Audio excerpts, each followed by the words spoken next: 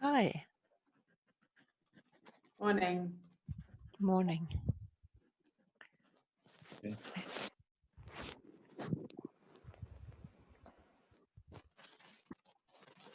I thought you had started already. It's Ellen and Tembella's fault. Says the man who went to Wednesday's meeting. He's just very progressive.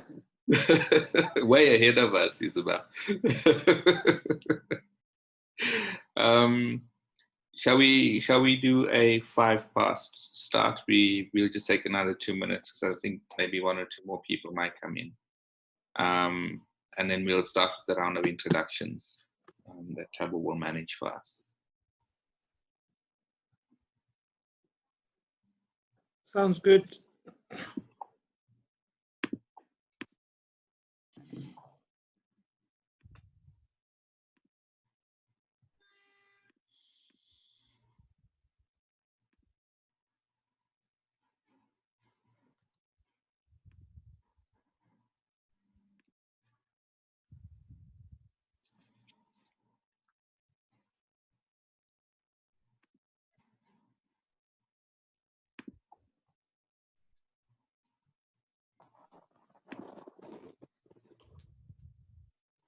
What's the protocol for moments like this where there's this pregnant silence? Do we play jazz music? Do we carry on making small talk? Do we ask how people are doing? Do we toi, sing a freedom song? Clearly you are making small talk, Ashley. I don't cope with silence. I'm a very noisy person. Not good for interrogation or cross-examination.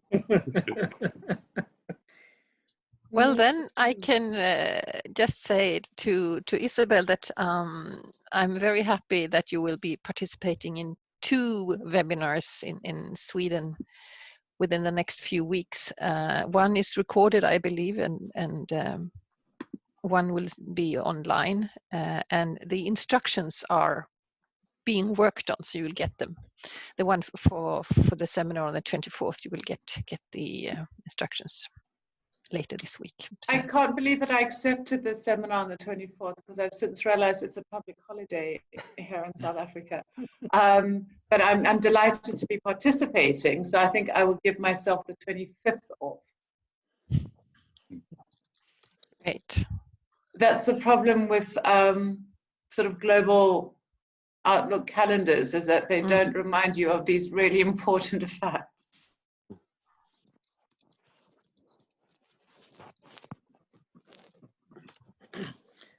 Okay, so All right. shall we get started?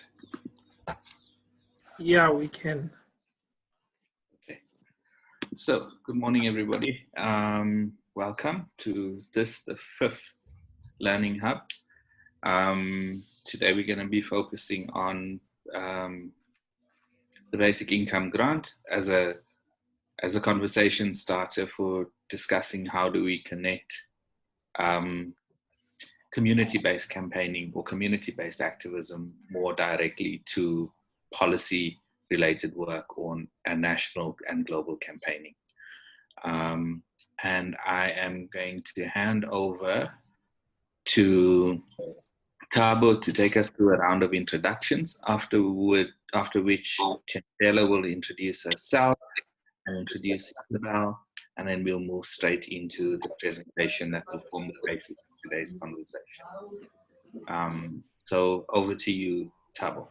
Thank you. All right. Thank you. Morning, everyone. My name is Tabo, and I work with Ubumbano, and I support with admin and logistics. So as part of our introductions, there's a bit of feedback. Maybe if I can ask, if you're not speaking, please mute. Otherwise, I'll have to mute you from my side. Yeah, so as part of our introductions, I think it will be good to introduce yourself, where you're from, and one interesting thing about yourself. So I'll go down the list, and lucky number 1 would be Brendan.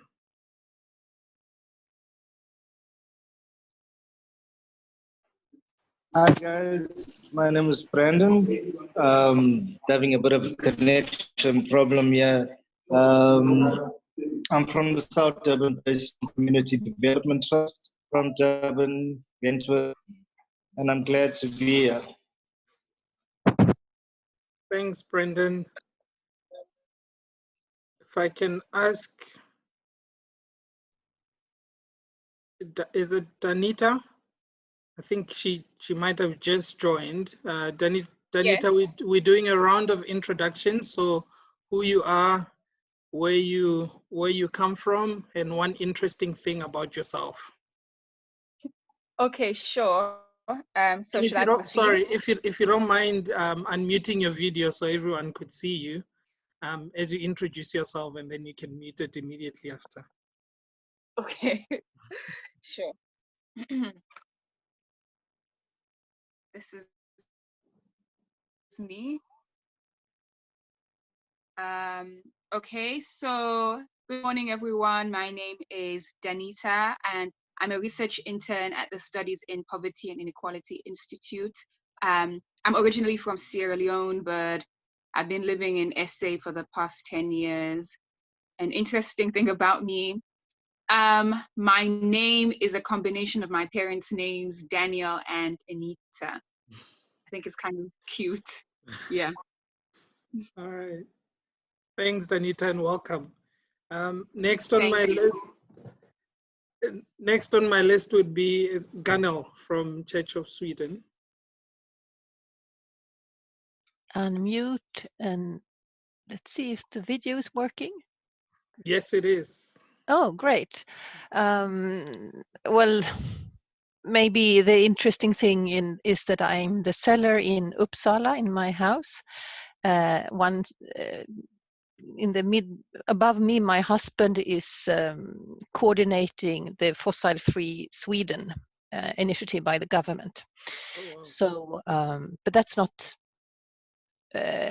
why I'm in this meeting. I'm with Active Church of Sweden, a partner of SPY, and I'm currently working on a paper on social protection in the COVID crisis, and I will have a case study from South Africa, and so that's why it's not only very interesting to be able to follow the debate that you will have, but also to get really, interesting to listen to your conversation. All right. Thanks. Thank you so much, Gunnel, and welcome. Next is Huda.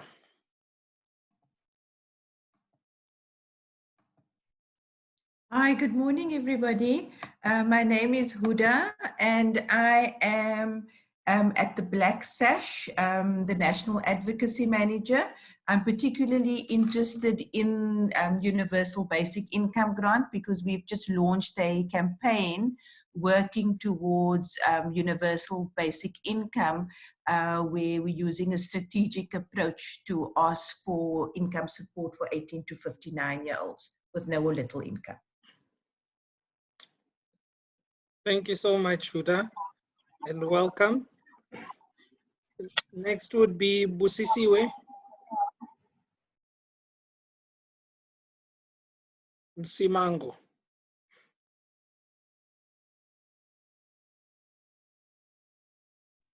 Good morning. Morning. Good morning. Morning, Yes. Busisiwe. Okay. Good morning. My name is Busisiwe Msimango. I'm a senior pastor from the Church of Word of God, and my interest is to fight for workers. Really, that's my passion. To see injustice to other people, that is very, very my passion. But the interesting thing today is that it's my birthday today, so I'm very, very happy. And I'm also happy to join you all, guys. Thank you. Oh, welcome. Thank you and happy birthday.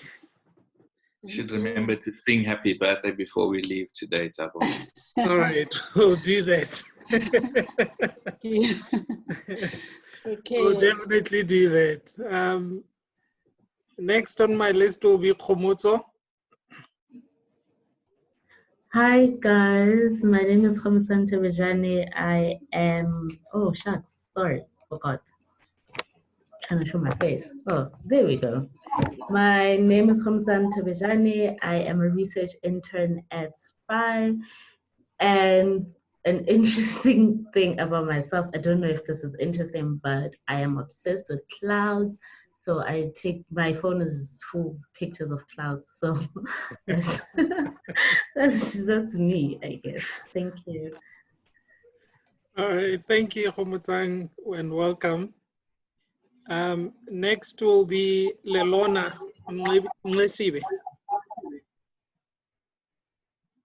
Hi, let me just get my video started. Hi everyone, my name is Lelo Namqesibe, and I am a junior researcher at the Studies in Poverty and Inequality Institute, SPY. And an interesting thing about me, like I've been trying to rack my brain for the last past minutes. I guess my surname is actually a clan name in Xhosa, and my clan name is Mambondo. So yeah, Umqesibe and my clan name are two different things. So that's me.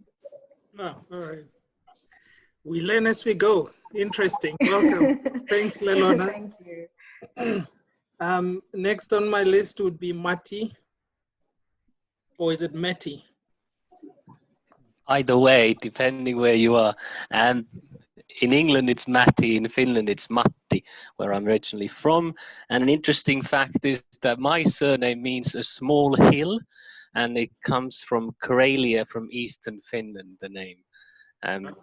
I'm joining especially because we're developing a scorecard which compares stimulus spending in times of COVID-19 and comparing social protection and stimulus given to corporates, arguing that social protection is better. Oh. So looking forward to learning a lot from all of you and developing these ideas together. Ah, awesome. All right, great. Thanks, Mati. Next would be Maburi.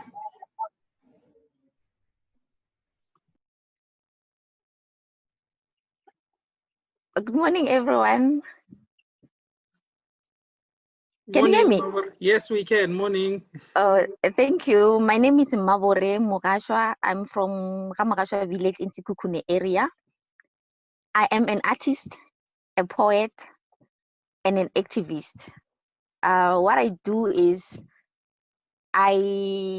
from what I learn from activism, because I stay in the rural areas, I look at what is happening, the challenges that we have. So I look at our heritage and the things that people are going through. So I'm also interested in the basic income grant because our people are living in poverty, and COVID-19 has showed us that there's a lot of inequality and our people are struggling. So they need something so that they can live better, because the rich people are still rich and they were not being affected by COVID-19 so much like the one who are struggling to put bread on the table. So I use what I learn. I do music, I do poetry to put the message out there, to teach the people and also to tell them what to do. So I'm also a traditional practitioner. So I love my heritage. So I also do the climate change stuff so that people can protect the climate change. Thank you. Thanks, Maburi. Good to have you. Welcome. Next would be, is it Stefan or Stefan? Hello, Stefan is fine. All right, morning. Thank you. Stefan Granlund, I'm a PhD in rural development from the Swedish University of Agricultural Sciences. Gunnel invited me to this learning hub, so I'm basically just sitting in, listening to any news on the debate around basic income grant in South Africa. Let's see if I can share the video with you. Yes, you can. We see you. So basically, I did my PhD on the social grants in South Africa in Eastern Cape, and the debates around basic income grant and the need for basic income grant today is something that I'm a firm believer in, and I'm very interested to hear what you have to say about it. Thank you.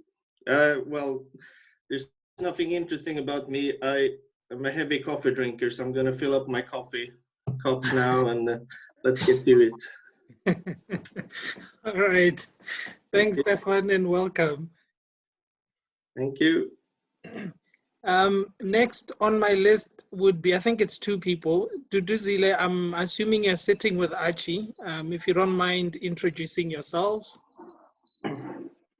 Or is Archie connected by himself? Actually, let's do Duduzile, then we'll go to Archie. Is Dudu over to you? Hi, everybody. I'm trying to switch on my video, but my name is Dudu Khadebe. I work for an organization that works on the disabled, works with the disabled, and I am based in KwaZulu-Natal in Pietermaritzburg. And my interest really in the basic income grant is that I was involved with it when it first started, and I was part of Jubilee. And so looking at now what's been happening with money that's made available through the TERS or with COVID-19 lockdown, the money that gets given to unemployed people, I see that actually it should be possible. So I would like to explore what it means going forward, whether this opens up a possibility for the grant to actually be made universal and to realize it and taking forward some of the work that I was initially involved with that long time ago. There's really not that much that is interesting about me that I would like to share. So if you don't mind, and I'm not sitting with Archie. Okay.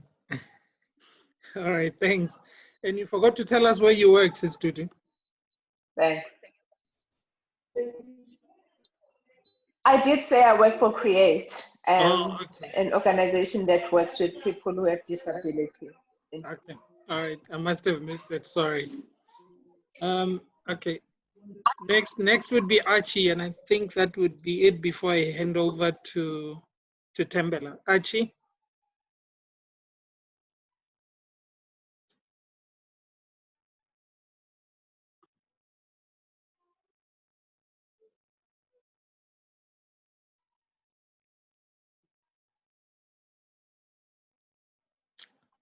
Archie, are you there?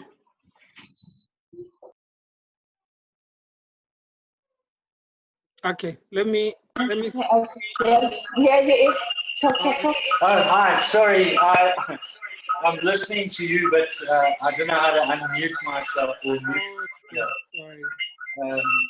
I'm the CBR trainer at CREATE. Dudu is my boss, and I'm very interested in the basic income grant. I've been following cash transfers in Mexico and pilot studies done in Namibia around the basic income grant and seeing how effective they have been in reducing a whole host of outcomes in terms of health, education, livelihoods. So that's why I'm really excited to be part of this all right. webinar. Interesting about me, well, I also like coffee. All right, awesome. Thanks, Archie, and welcome.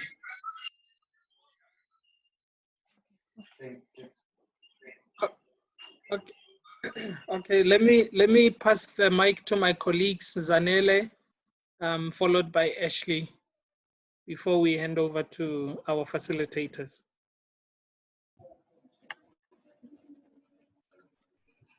Good morning, everyone. My name is Zanele Makombe. I am with ACT Ubumbano. I'm the Program and Gender and SIH Advisor. I'm interested in the Basic Income Grant because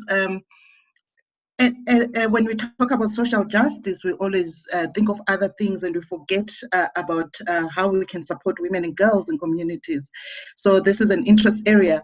And also because I was involved in the Basic Income Grant discussions when I was still at university, where a professor actually made us write for and against, and we're to share all this as part of debate conversations. One interesting thing about me is that I love candles. I love the different colors, the different scents, and the different sizes. Thank you. Thank you, Zanele. Good morning, everybody. My name is Ashley Green Thompson. I work with Zanele and Tabo at ACT Ubumbano, and I'm just very, very happy that the English Premier League has started again. I'm really, really sad that Kaizer Chiefs don't know how to play football, and they gave the title to Mamelodi Sundowns, which is really not nice. But other than that, I'm really happy to see everybody here, and I hope we have a very interesting conversation that helps us reconnect with the voice of those who are actually the most affected by the issues that we discuss, and not try and get out of our theorizing and intellectual side and actually talk very much about the voice and the experience of ordinary people. So thank you all very much for making the time. Thanks, Ashley. We just had two new entrants to the conversation. Abdi, if you don't mind introducing yourself, unmute your video while you do that, and tell us one interesting thing about yourself.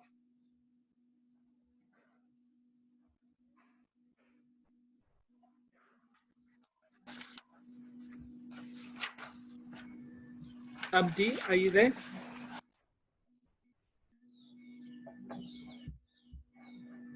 No? Okay. So I'm probably missing the second person, but I think it was Abdi and who else that just joined recently or that didn't introduce themselves. I can't see the second person. Tembela, over to you to introduce our guests for today and introducing yourself. Good morning, everyone. Thank you, Tabo.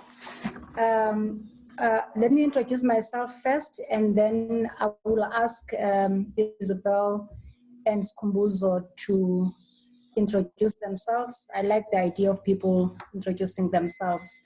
So you heard, my name is Tembela. I work for Womaniko Transforming Spaces. I am a process facilitator and a coach. I also do a lot of evaluations for different organizations.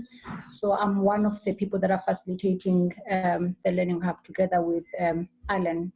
So I perhaps must share also as well what's interesting about me. For those who don't know, I am a twin. I also have another girl whom we were born together with. On that note, let me invite and welcome Isabel and Skumbuzo. So the first person who will speak to us today before they introduce themselves is Isabel, and then Skumbuzo will give a response. After that, we will invite you to ask questions of clarity to both of them, and then we'll have a discussion, an open discussion amongst ourselves. And then after that, Alan will give us a summary of what we've heard, and then we'll close us off. I will also invite Alan to also ask questions when he feels there are questions that need to be asked. So Isabel, do you want to introduce yourself? I will, thank you. Thanks to Alan and to Ashley for the invitation to share on the Universal Basic Income Grant. My name is Isabel Fry. I'm the Director of Studies in Poverty and Inequality Institute, which is a not-for-profit research service organization based in Johannesburg. We are now in our 14th year, and one of the main driving principles of our formation was to provide research data for civil society, social justice organizations and campaigns. So it is with great pleasure that we're able to share our analysis and insights into the current basic income grant campaign. And as you can see, SPI is actively present on this platform. So thanks to my colleagues for being present and for the various partners who we work with. It's great to share space and engagement.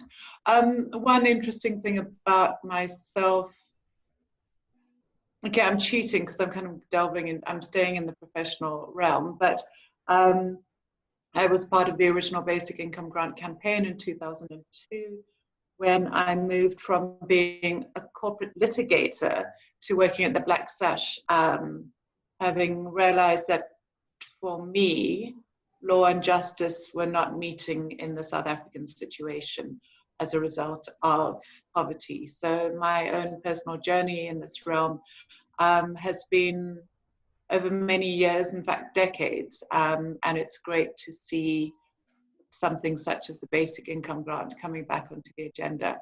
So Tembela, that is me. Would you like me to proceed into my presentation, or will Skhumbuzo introduce themselves now or later? I prefer that Skhumbuzo just introduces himself so that when he gives his response, he will just go ahead. Skhumbuzo? Greetings, colleagues and everyone who is joining today. My name is Skhumbuzo Zuma. I work for Churchland Program as a program activist. I was asked to give a response. I'm not sure how relevant it would be since as Churchland Program, our main focus is around land issues at this point in time. But however, I think that having had a background also in the early stages of the Basic Income Grant, I was with the Young Christian Workers as the General Secretary at the time of its inception around 2002. I was still a young man, a very young, a young man at the time. I was also an unemployed young person, and that drew us into the campaign. And actually, while people find it interesting, I think my first reaction, you know, to the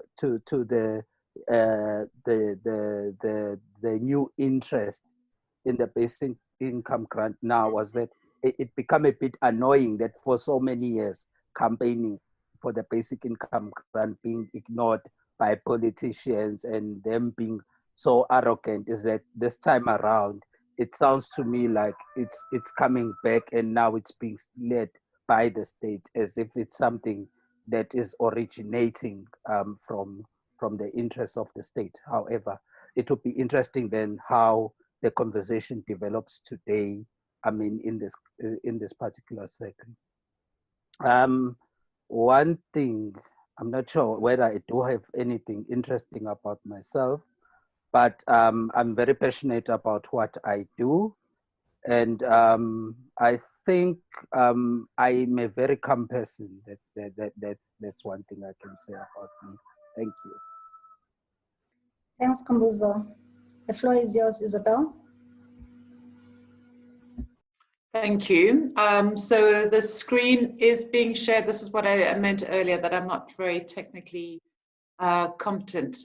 Is that being shared as a full screen with everybody? Yes, it is. Yes, Okay. yes, it is. Thank you, son. And if I proceed down, Tabo, how I just do that, right? Tabo? Yes, do you want me to help you with navigating the presentation? Or? No, I just want to be able to do it. I'm not sure how to do it. If I press on that arrow, nothing happens. And if Okay, let me make you host, because I think I had made you co-host, but it seems it might not be working on your end. I'll make you host and you can. Perfect. And in the interim, Ashley can make small talk for us all. Yeah, you should be host now, and you should be able to navigate the screen or share your screen on your end. Okay, they're two different things. Should I share the screen on my end? Yes, I think that would be best. Okay. Let me stop.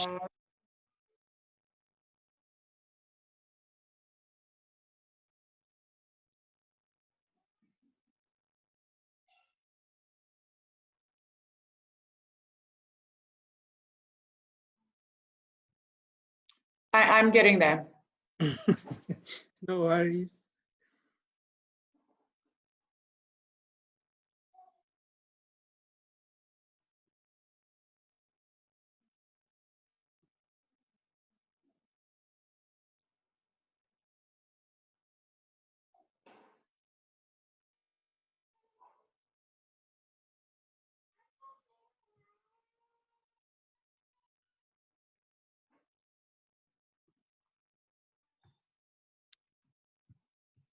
There, it's coming through.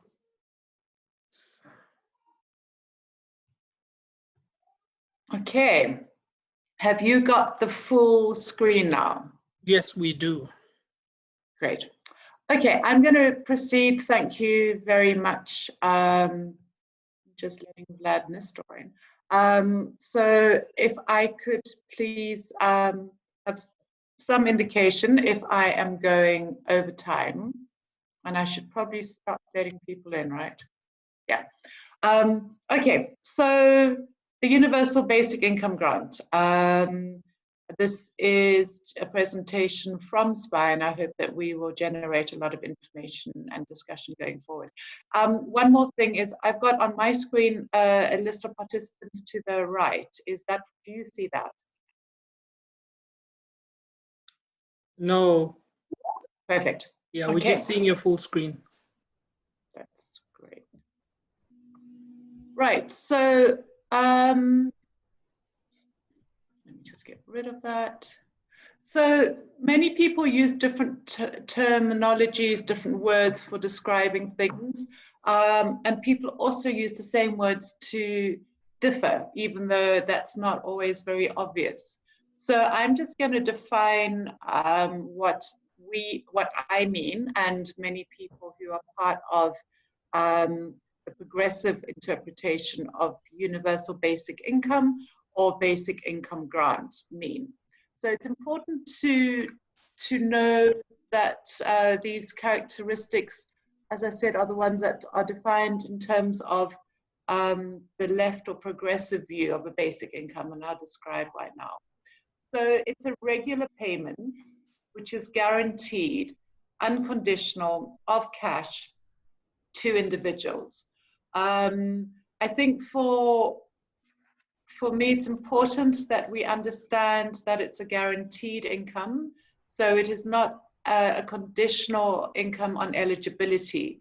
So for instance, if you look at grants that are awarded in Latin America, many of the conditional cash transfers are dependent on things such as the presentation of a child to a clinic or to school. So the assumptions there that poor people need to be instructed how to conduct themselves and raise their family is something that a universal basic income categorically rejects. So the guarantee is due to the fact that you are part of, whether it's a congregation in a country, whether it's in a city, in a region, but it's not due to you jumping through any hoops. The cash payment is to be distinguished from in-kind payments. So, for instance, there's certain schemes, and especially pilot schemes in other developing countries, that are paid through seed or other kinds of inputs to support people's resilience and livelihood strategies. But a universal basic income grant is premised on a cash payment. And it's also important to look at the question of who receives or who's targeted in that sense. The recipient of a universal basic income grant is at an individual basis and not a household level. Now, I was in a webinar last week and people raised the fact that households also receive support in some social policy. What people have found is that when support goes to households, the internal dynamic within that household of decision making is very prominent. And where you have patriarchal systems, it frequently means that women and children are not the main recipient of the benefit, but it goes according to more traditional decision making. The other aspect about household targeting is that we know that poorer households tend to be larger than smaller ones, and so there's a greater dilution if the targeting goes to a household level. So if you look at the first main narrative bullet point there, a universal basic income is not premised on a means test or a categorization eligibility. The benefit of not having a means test is firstly the administration costs. Currently, the Department of Social Development, or SASA, spends a lot of time and effort trying to ensure that they can test people's eligibility according to means. It is a hoop or an obstacle that lies at the heart of stigmatization of cash transfers. If in order to receive a cash transfer, you've got to prove that you are very poor, it robs people of the dignity that a developmental assistance such as universal basic income should be promoting. The other thing about means tests that we see, and we've seen specifically around the social relief of distress, is known as errors of exclusion. Frequently, the poorest and most vulnerable people are not able to negotiate the eligibility criteria in proving themselves eligible, and so you have really the most vulnerable people excluded, rather than few people who are able to be included through errors of inclusion. Because it's a universal cash grant, we don't see anybody being excluded from that. There's also a lot of empirical evidence that shows that regular income enables people to take economic risks. And when I was in the early Basic Income Grant Coalition, there was an organization called EPRI that gave a lot of research support to the campaign. And Michael Sampson of EPRI illustrated this incredibly well by referring to the possibility of a young mother, unemployed mother, who has 10 Rand in her pocket. Inflation was early 2000s. And the question was, would she use that money in order to go and apply for a job in town, or would she use that money, which was her only money, to buy food for her family? And of course, when poverty creates such dependency, the ability to take risks in order to take up opportunities and economic opportunities is predetermined for you. And so we've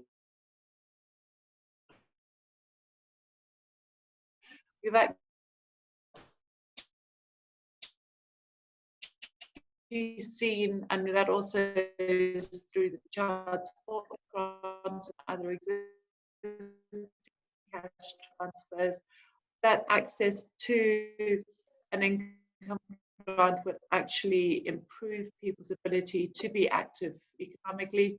And of course, it stimulates demand. If you are trying to pursue livelihood strategies and it depends on people obtaining from you what on economic, social, and cultural rights, the right to social security is guaranteed. So social security, including both social insurance schemes for those who can contribute, such as the unemployment insurance scheme, and social assistance for people who are not able to contribute. So the fact that social assistance grants are available, they should, in a functioning society, be an interlink between social insurance and social assistance. And that's something which we're looking at in South Africa, but it's very, it's in its infancy still. So people support a universal basic income because it can assist in the meeting of human rights. There is linked to that social policy objective of having a stable society because there is a safety net. So where people are able to have their basic needs met when they meet times of crisis or go through different parts of life, such as pregnancy, such as old age. A safety net meets people's needs, and you don't have to have people resorting to try to acquire those through methods that might destabilize themselves, their communities, and society. Another argument in favor of a universal cash transfer funded through the fiscus, through tax system, is that it equalizes it equalizes the distribution of income or wealth in a society, because what happens is that those who have surplus are taxed, whether it's an income or wealth, and that gets distributed to those who the system has failed. So that certainly acts as another form of stabilization, which is the reduction of inequality. In South Africa, we are the most extremely unequal country in terms of income and wealth. And so that's another argument in favor of a tax-funded universal basic income. There's also empirical evidence in the long run that shows that the distribution of cash and for people who are unable to support their basic needs means that there's greater nutritional support for poorer people. So people are able to address their nutritional needs, and over time and over people's life cycles, that leads to better health ultimately if people are not facing malnutrition, starvation at any stage. There is a greater healthcare ability, which means that there's less demand on a state healthcare system. Where people have better nutrition, they're also better able to develop at schools and to work. So you have better educational returns and more economically active people. Sorry, I was going to say sort of fewer economically marginalized people. So people are able to be active in the economy and so contribute again to fiscal demands through paying taxes, through whether it's income taxes or value-added consumption taxes. So all in all, it's a better adjustment to life, and hence for a state that supports its people, fewer demands and more contributions. Also a humanitarian response to vulnerabilities, and that we've seen in the COVID moment, but we've also seen across the world that people who have longer term cash support through some kind of social security system are more resilient when it comes to crises. I've mentioned the fact that bottom-up economic demand to support inclusive growth, such as small micro enterprises, as well as domestic industrialization. So now the demand shock for post-COVID recovery is what many economists are talking about. Instead of trying to go from the top down, supporting businesses, those societies that seem to have recovered are those that shock by adding demand into an individual basis, which goes to a household community and is then able to demand from businesses. So many people have different approaches to why they support basic income. What I said at the beginning is that sometimes people use the same terminology for different things. In the US, for instance, there is some progressive resistance amongst trade unions and other formations to the idea of a basic income, because while we see it as being a component of the social wage, other societies that are more neoliberal see it as being a replacement of the state. So in the US, you would have many people from Friedman and other economists who say that if you give people access to cash, it means that you don't have to offer state healthcare, state education, but people are able to purchase it in and therefore support profit-making generation of social goods. So we say that from our perspective and approach to universal basic income is that it is part of a social safety net rather than a replacement of that social safety net. And that's why it's important to define what you mean when you engage with debates, or else you might find yourself on the wrong end of the spectrum, which is quite a startling place to be. So looking at national interventions in South Africa, there was an introduction of someone who said that they were there at the early days and they're quite peeved to see that the state is now coming around in a full circle to support it. I think it's important to remember the history of a basic income grant on the policy domain in South Africa. In 2002, there was a ministerially appointed committee of inquiry into comprehensive social security arising from a 1998 demand by COSATU at a presidential job summit. The committee of inquiry was headed by Professor Vivian Taylor, and that sat for about 2 years, and from it came a recommendation for a comprehensive system of social security that started with a national social security fund that everybody who was working paid into, and that in turn paid for a social assistance old age pension, as well as a universal basic income. So for those people who were not able to contribute to the National Social Security Fund, that fund would also support unemployment insurance for people who fell out of work. At the heart of it, as the foundational phase, was a universal basic income that would be paid to everybody. For those who were paying tax or social security tax, it would be taxed back, but it was a basic floor. So that sort of was not accepted by the state at the point in time when it was released, although different aspects of a comprehensive social security, such as a revised road accident fund, were. And so it's been sitting on the back burner. The conservative elements within the state, such as National Treasury and other decision makers, said they used some of the traditional thoughts that it would discourage employment, that grants were not for working age people, they undermine people's dignity, and adults should be able to work. But essentially it covered an ideological opposition to giving cash grants to people, mostly, I think, due to the rise of neoliberalism and the decline of the idea of social democracy.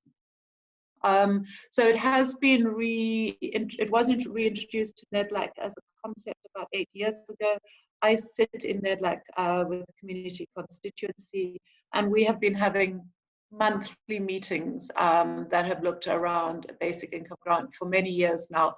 There has been a kind of stonewalling and resistance, mostly from government, although, as I was saying, talk now that's swinging around to business again, but there were years in which National Treasury and Social Development were unable to come up with a common position, and so because government did not have a position paper, it was impossible for us to proceed. So 6 years ago, they introduced a position paper which talked very obliquely of a basic income grant. We've pushed and pushed and pushed, and it is now on the agenda. We've just on Friday are going through research reports that was commissioned to look at the fiscal feasibility of a basic income. So it's not a revolutionary space. In fact, it's not even a sort of deep reform space, but for some of us, including community constituency and organized labor, it's been important to keep the policy space around a basic income grant open so that other initiatives can bring pressure to bear. There is a debate within the ruling party, the ANC, that is around a basic income grant. There is a similar sort of standoff between the National Executive Committee's Social Transformation and Economic Transformation Committees. And right now, the two subcommittees have been asked to come and present a unified position to the NEC, which was meant to have taken place last week. I'm not sure whether that did take place. I don't think it did. But it is being debated. There is a deep conservatism that I was not prepared for when I sat in on the STC and ETC meeting 3 weeks ago. People saying that you don't want to give cash to working age people, that framing that I said, that narrative of dependency coming through from people who themselves have spent time in exile in social democracies and socialist USSR. It was quite disappointing to see. But there is that space there, and it's certainly open to political leverage, which is what I will conclude when I get to my final slides. The media has been really interested in a basic income grant, and I'm sure Huda from Black Sash and the campaign will speak to this. I frequently get asked to talk about basic income grants. So the media have been a great ally in keeping the debates alive. And of course, social media from people who are interested pushing that. The president himself has been very been in favor of a basic income grant in certain questions to the media. And in fact, the SANIF engagement last week was something which he supported it. At NEDLAC a couple of weeks ago, I raised it, and the Minister of Finance kind of tried to kill it quite cruelly, and the president came forward and rescued it. And in fact, there was a line that was quite peculiar. He said to me, Isabel, just because a certain Minister of Finance dismisses it doesn't mean that it's not a solution to a national crisis. So I don't know what there was of him trying to stick needles into Tito, but he certainly came forward and said that it was something that he thinks needs to be interrogated for adoption, which is very beneficial. And then, of course, the international examples of pilots. Guy Standing is someone who's run a number of pilots in developing countries.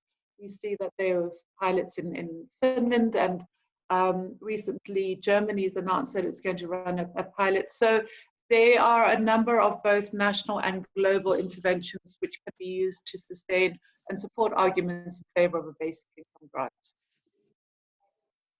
So, Chair, you need to, I do tend to get carried away on my slides, so I give few slides and convince myself that I'm speaking very quickly, which does give me a heads up.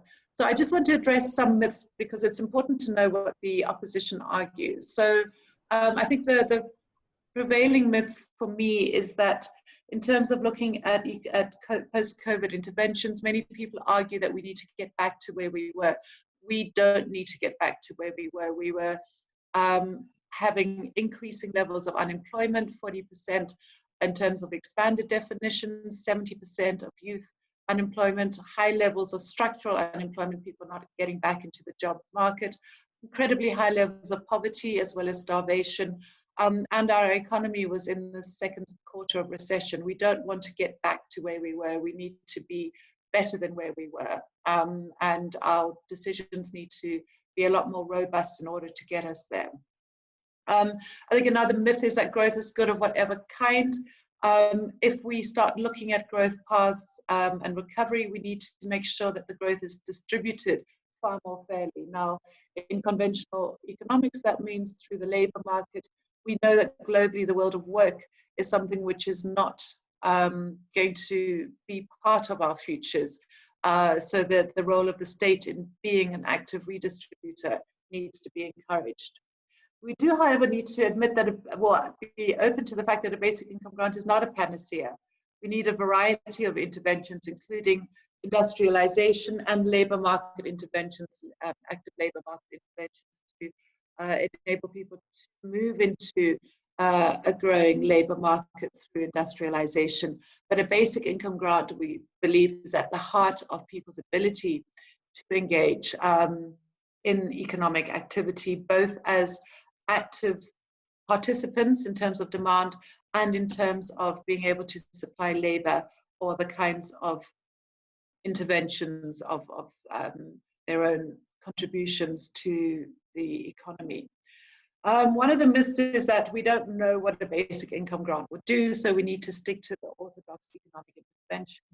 If you analyze this over decades, that recently means neoliberal economic interventions. There was a whole slew of Keynesian interventions which looks at stimulus and using the economy to work for people rather than being delinked from people. I mean, the economy is not meant to be something which you pursue for its own gain, but in order to ensure the well-being of people. If you look at 100 years ago when economics became a so-called science, that was the aim. So we need to look at heterodox interventions, which in fact predate the neoliberal orthodox economic interventions. There is a huge sense that the poor need to work for their cash. It's linked to European or English poor laws of the sort of 1800s that you have the deserving and the undeserving poor. So working age people, if they're not earning, are clearly undeserving. They're lazy layabouts and they shouldn't be helped. Now, if you look at the structural unemployment and inequality, how people are marginalized from the economy, that just doesn't work here. Apart from that, you have universal human rights that people's basic needs should be met. What we see and what we've seen since 2002 is that the ruling party rejected a universal basic income grant. And in an attempt to show that they were not oblivious to the needs of working age people, tried to expand a failing public works program. And in fact, we are now, I think, in EPWP, Expanded Public Works Program 4. The evidence suggests that public works is not, again, a panacea for structural unemployment. If you have a shock such as an outbreak of disease and people need to be brought back into the labor market after the Second World War. In the US, Roosevelt used public works to get people back into the labor market. It's not a system which can create jobs in the longer term. And just because you expect people to sweat for the kind of equity that you're prepared to give them doesn't mean that that's the way that we should be going. Work does bring dignity, but public works, older women picking up rubbish at the side of the road for 3 months is not a way towards dignity. I've already addressed the myth that big will encourage people not to work or discourage people to work. I think whatever the amount of a basic income grant compared to the stability of wages and salaries just doesn't add up. And then the myth that we cannot afford it financially. And that just leads me on to my next slide about critical debates going forward. The whole question of affordability is linked to the level of the cash grant. So to begin with on the financing, there are a number of sources of financing of a universal income grant that have not been put on the table. So off budget sources such as our fully paid up PIC, the government employees pension fund. We don't have to have fully paid up funds because you're not going to have the entire public service resigning or getting retrenched or finishing work on the same day. There is a lot of flexibility there. We've also had people talking about quantitative easing. In short, the kind of populist quantitative easing or creation of more money in order to stimulate economic return and recovery is something which we've been very quick to reject without actually looking at how we are in a new situation and new rules need to apply. So where we fund the initial basic income grants, there are many examples, areas that haven't been looked at.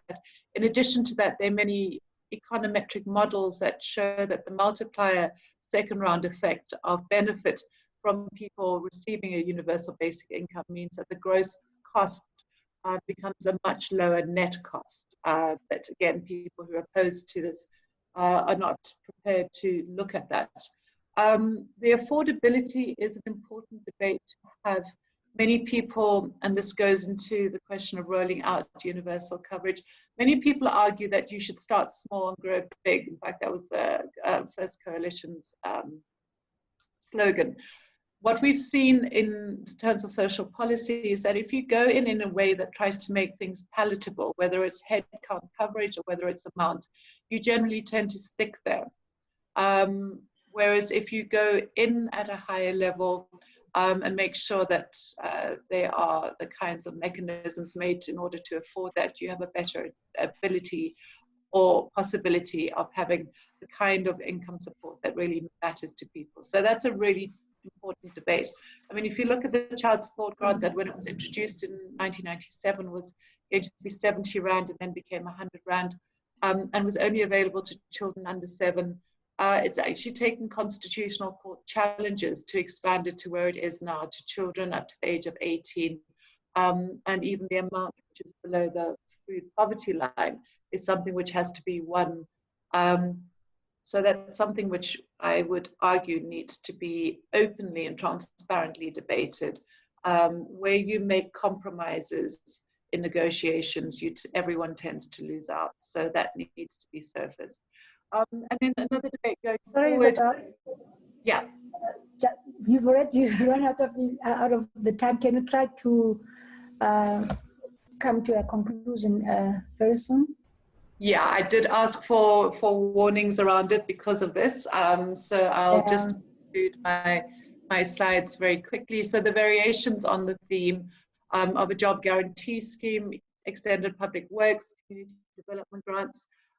As I say there, these have their place, but they should not ever be seen as a replacement of a basic income grant. The community development or community works program is also something which has shown that the costs of rolling out EPWP or community works program often are a huge demand on the budget. So in certain places you have up to 40% of the budgeted amount for EPWPs going towards the management and the intermediaries.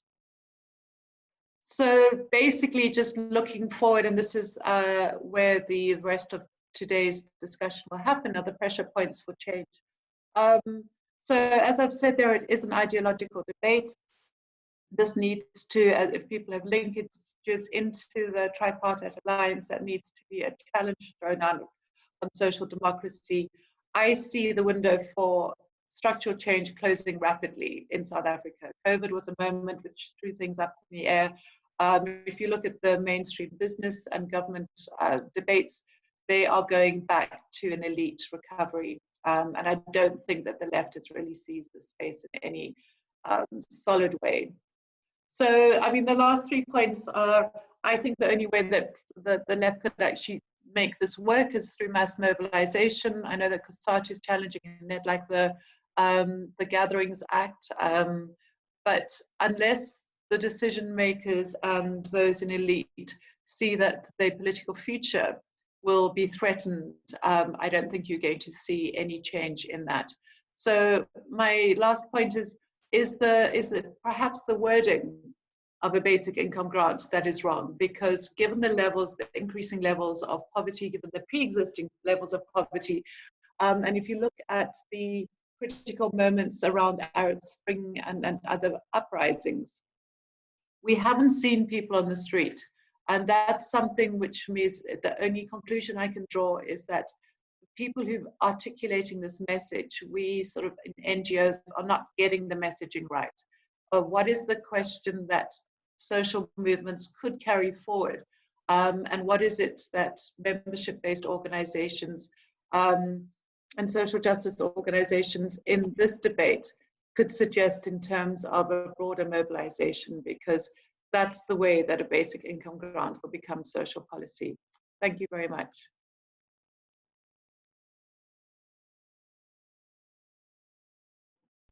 Thank you, Isabel, for that. I'm sorry that you didn't see my message earlier. It's always difficult to see, to look at the chat when you are presenting.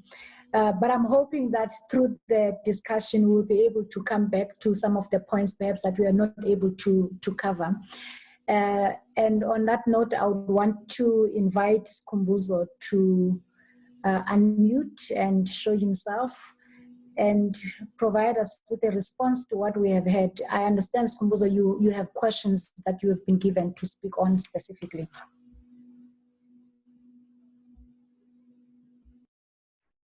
Thank you, Thembela. Yes, indeed. There are 3 questions that I was given. I'll just read them out. The first question was, why do I think this mass mobilization is not happening? The second question, what are the barriers to community-based organizers and organization engaging in policy making? Thirdly, how can the day-to-day experience of marginal communities get reflected in the national dialogue? Yeah, so those are the 3 questions I will attempt to respond to. Okay, to start off, there are no simple answers to these complex issues. that we are dealing with, particularly where human agency is required. So on the question of mass mobilization, for me, my observation is that I think that one of the challenges may be around the analysis of the current context. I think that there needs to be a deepened analysis about the current context. I think that, again, there are issues around what is being assumed in terms of our democracy.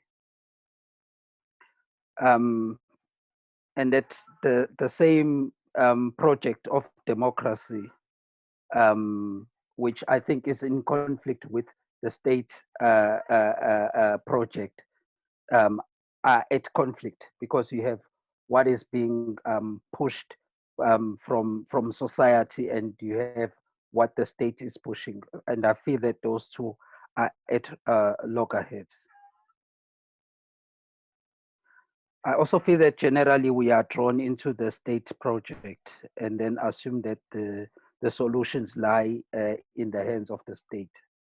I'm also referring to the current debate around the basic income grant. As I was saying, is that there was this first phase in the initial stages around 2002, as Isabel had said, which emerged out of the discussions, or the led by the broader society.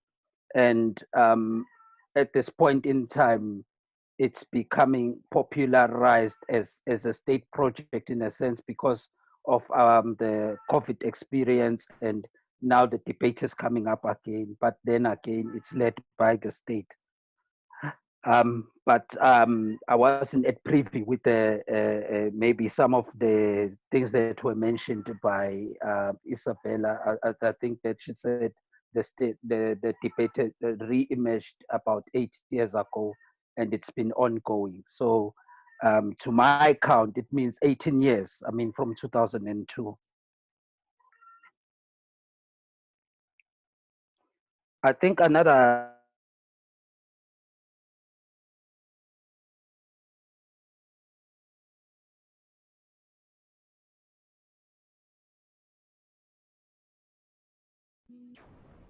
Am I? sorry about that. I got disconnected. I'm having trouble with my connection. Okay, yeah.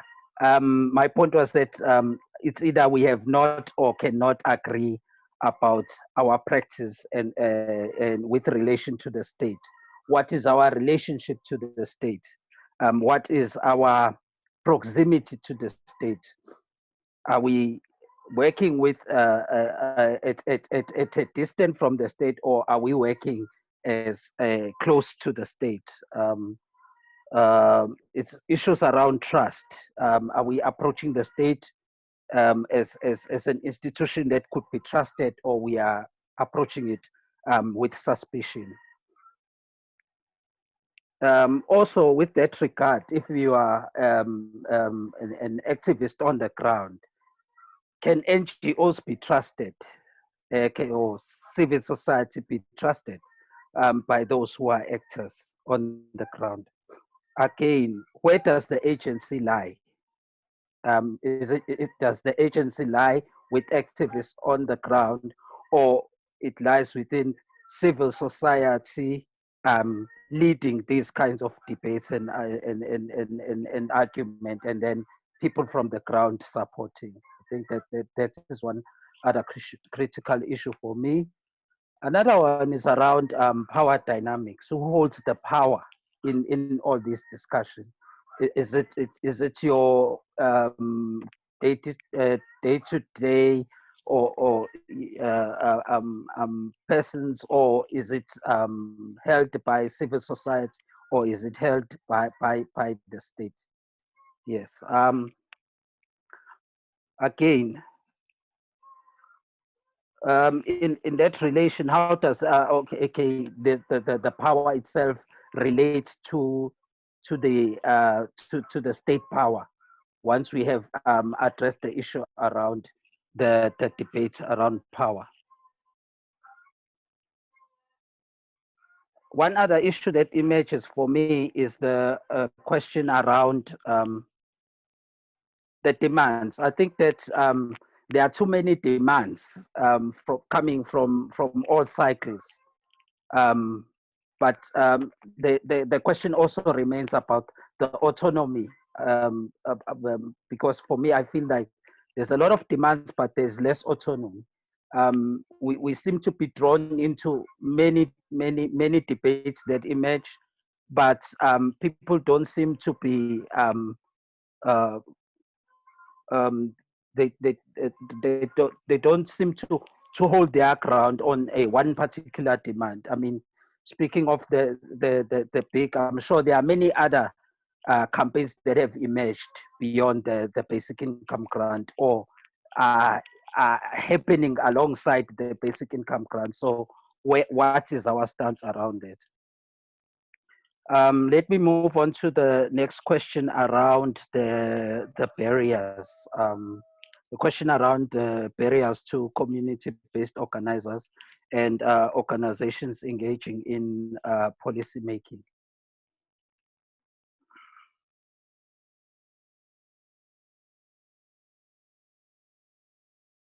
Yes, with that regard, the question that comes out that emerges for me is there an intention by the state to allow a meaningful engagement by mass community-based organizers and organizations? I think, and if you given the timeline that the first introduction was around 2002 for the basic income grant, and now it's 2020, and there's still a debate going on. Does that give us an indication that actually the state wants to hear or have a meaningful engagement around this issue?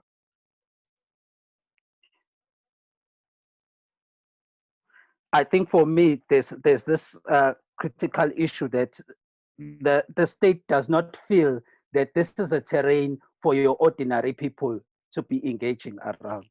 It seems like it should be business people, it should be your unions, it should be your civil society, but it becomes very difficult because platforms are not offered to those who are affected the most to be involved in such discussions. Again, with us, the civil society itself, does it allow these voices to emerge on their own? Do we also offer the same? Or we want to be the voice of the voiceless?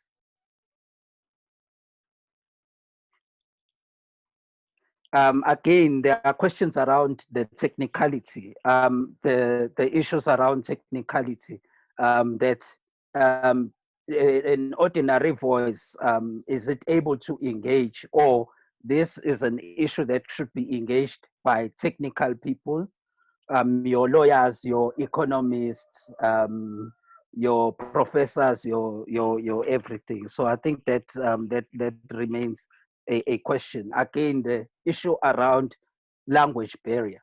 The language that is being used, is it the language for your ordinary people, or it's the language for the elite? So I think that it's a critical thing to engage on. Again, the kind of platforms that are being offered or that are put in place, are these kind of platforms where your ordinary people can be adequate or comfortable within, or it's the kind of platforms that become intimidating for them to be able to engage at that kind of level?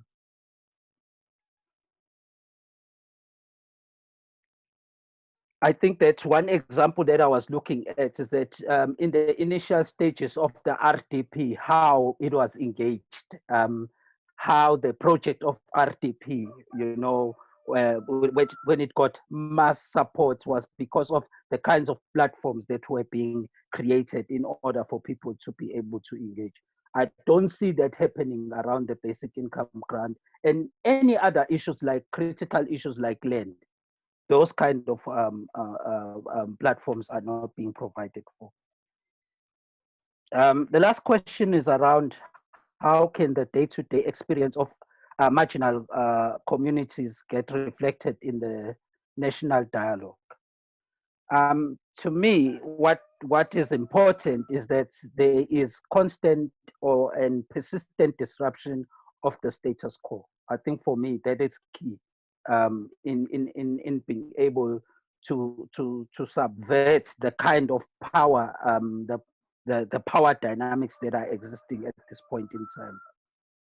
We need to think critically about our own practice, our practice as we sit around this table, as civil society, but even for activists themselves, they also need to think critically about their own practice. Because to me, in most cases, we mirror what the government does, We always want to have an elite people sitting at a table in front, offering responses to the questions for people who are sitting on the ground. What about change in position? Have those, the majority of people sitting in the front, and have the elites sitting and listening into these conversations about what people think should be done. Also, I think that it is quite important to affirm the agency where it really belongs in the hands of the people themselves. Is that they are the ones who are taking up the spaces, and they are the ones who are flocking the spaces where these debates are taking place, instead of those who have the privilege to being there and then speaking on their behalf. But I think that sometimes we need to sort of discipline ourselves to hold back and allow these voices to emerge and allow these platforms for people to be able to engage for themselves. Another thing is that some of our interventions themselves tend to be disruptive.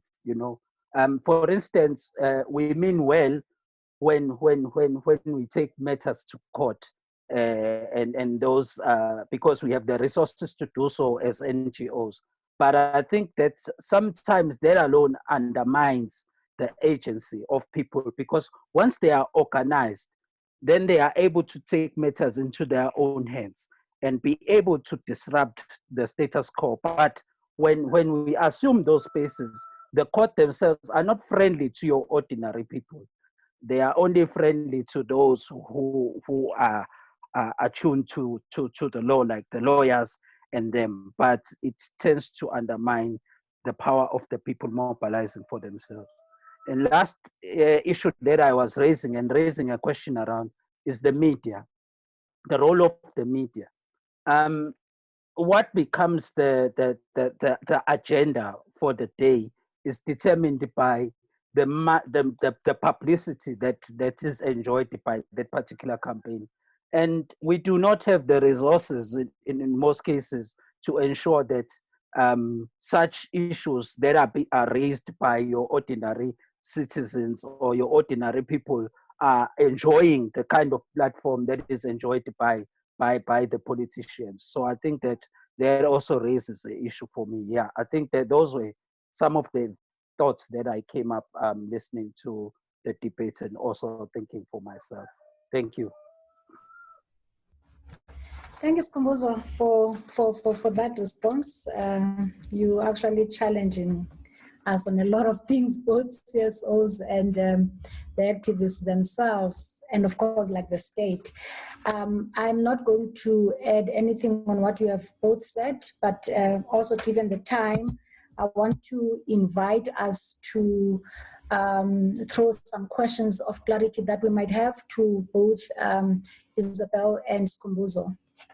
Just questions of clarity at this moment, and then from there on we will go into the comments that are on the chat, and then the open discussion. Can you also indicate whom you are throwing your question to, so that we're able to facilitate this better? I must also mention that when we find there's silence, we always throw people under the bus, and we just ask anybody that comes into mind to come up with a question. Okay, Alan, you have a question? Just in terms of process, if you'd like to answer a question, just put your video on and we can see it. If you can't find the raise your hand button. But I think we have a question. Okay, Comrade Ashley raised his hand. Shall we go?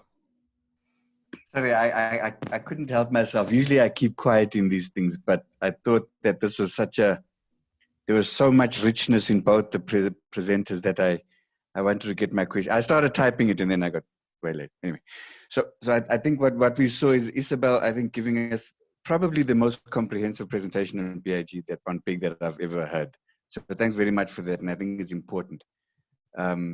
Even though sometimes she was getting into the Keynesian economic definitions that were confusing me. And then I think Skhumbuzo asks he challenges us and says, how do we actually more meaningfully even translate that very technical language into stuff that is able to generate community movement and activism for change? So I think we're trying to marry two worlds, and I suppose that's my question to both Isabel and to Skhumbuzo, and I think other comrades in the meeting. How do you take something that is a good thing, which is a basic income grant, and how do you make it resonate with communities who every day are battling to defend their dignity? And how do you take it out of the language of the technocrats and put it into the language of activists and communities and movements? So, yeah. So let's maybe just take a cluster of questions, because I think Busisiwe was asking a question about, so how do you respond to the idea that people say that then people, if you give a basic income grant, people will be dependent on social grants for life. I think maybe you addressed that a little bit in the presentation, Isabel, so maybe possibly one for you. And then Guno has a question for Skhumbuzo directly. If you can just maybe ask that question directly, Guno. Yes, thank you. I'm not sure, and thank you very much. But I'm not sure I understood what you were saying about the state. But my interpretation would be that people don't have, and there is no reason to have enough trust in the state to imagine that a UBI could actually be implemented. So, so it's really, if I am am I interpreting it right? And yeah, I could come back, but that's enough. Thanks. So shall we maybe do those two responses, and then I don't want to put Skhumbuzo and Isabel on the spot for what is a broader question to everybody, and around from Ashley around, so how do we connect these two worlds? What are the things that we need to be thinking about and doing to connect these two spaces, which at the moment seem very separate and almost impossible to connect, given some of the challenges that both of the speakers have highlighted? So maybe, Skhumbuzo, you unmuted already, so over to you. Sure. It was by default, but okay.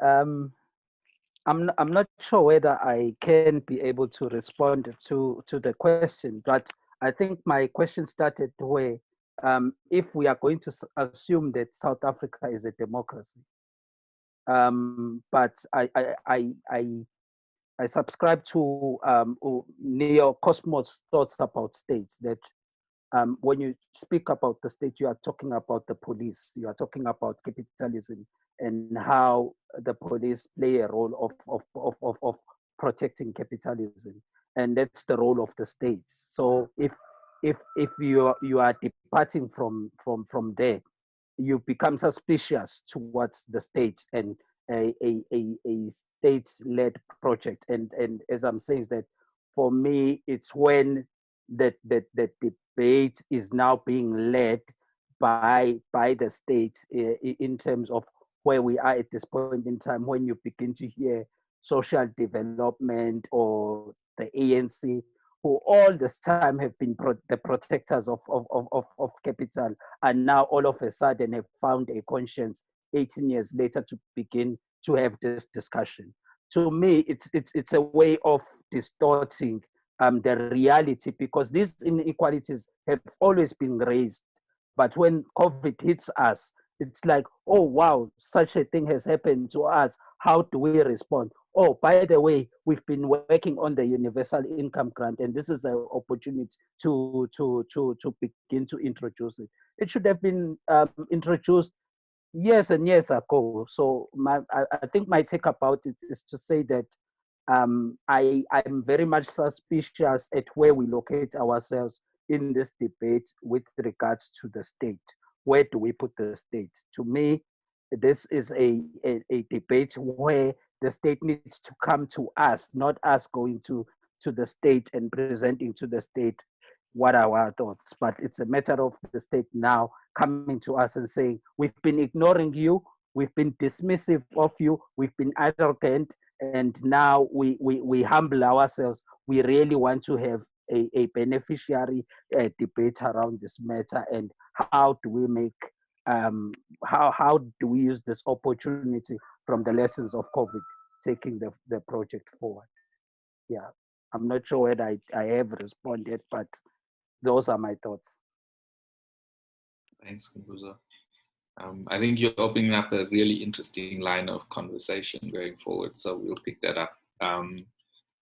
Isabel, around the idea of valid social grants for life and dependence. Thanks. I'm going to answer that, and then I'm going to move into my view on the interesting debate. So, see, it's a tricky one, because I earn a salary and I'm dependent on the income of my salary to pay my rent and to buy the food and to pay school fees. So I think in this capitalist society that we exist in, there is a dependency on income. The question is where you get that income from. And so if you look, for instance, at kind of more social democratic planning, you would get access to certain benefits that will common good through the social wage. So that's education, healthcare, possibly housing. And you would then have the need for income. Now, that would either come through waged income, through private wealth, if you're one of the sort of 1%. And if the society is not able to give you access to the employment in order to get the wage, then through a cash support. So it's a tricky, for me, it's indicative of the failing, the way that the economy is failing South Africans, is that they are not sufficient jobs. I know that globally, as I mentioned, the kind of debate is the fact that well before the fourth industrial revolution, we were moving into a phase of no full employment because of the ways that production mechanization was increasing. So I think the dependency argument really needs to be stripped down to its core, which is to not avoid the term dependency. As I said, I start off by saying I'm dependent on my salary. Without a month's salary, I would be in dire situation. But then to say, where would that income from, instead of a salary, come from? And see the very strong role that we ascribe to the state in being a distributor of failing systems. I hope that responds. It's also a question of the multiplier effect that I mentioned, that if you do have cash circulating, it creates its own second round multiplier effects. And so that enables dead economies to have life sort of revived into them, and so supply that. I think the argument about we should expect the state to be coming forward is an interesting debate, because I've heard many people say that that contestation around the state is necessary, that you don't expect the state to come to you, but you force the state to go to where you want it to go. I think it also comes down to the question of a representative democracy. So I don't know why 26 years later, people are the majority of people are still voting for a political party that doesn't represent their interests. I would say that I would have expected an alternative party to have come forward, a success which represents people's interests, because in a democracy, you would imagine that given that each vote is equal, so one vote, my vote is equal to somebody else's vote, that the majority of votes would be cast for policies that are in the interests of the majority of people. So we know it's a democracy, votes are equal, and yet the majority of people are poor. Now that doesn't square for me. Why are we seeing that votes are being cast for political parties that don't represent the interests of the majority? I would love to see that debate happening because I think that the counterpart to that, which Skumbuzo was talking about, was disruption. If we see social movements disrupting, I think that's important, but there are different leverages of space and power. If the formal parliamentary parties are not representing people, firstly, what are people's obligations in terms of democracy to change that? And secondly, where are the other levers of power, especially given the demise and implosion of organized labor as a countervailing force for the working class and poor? Thank you, guys. So two big questions sitting there, right? And maybe I am going to pick on somebody. Maybe Huda, as somebody who is now running a popular campaign, what do you think the gaps are in terms of building this mass space? How do you connect what you hope will be a popular campaign?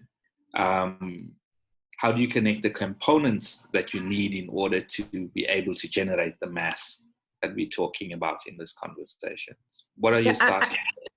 I think the key lesson learned from the 2002 campaign, of which Black Sash was a key partner amongst with faith-based organizations and COSATU, for example, and Isabel was part of Black Sash at that time, so she can actually speak better to it than me. But one of the lessons was political will, and another one was the need for mass mobilization, and also just challenging it legally in terms of the state obligation and enforcing that by putting legal pressure and taking it to court.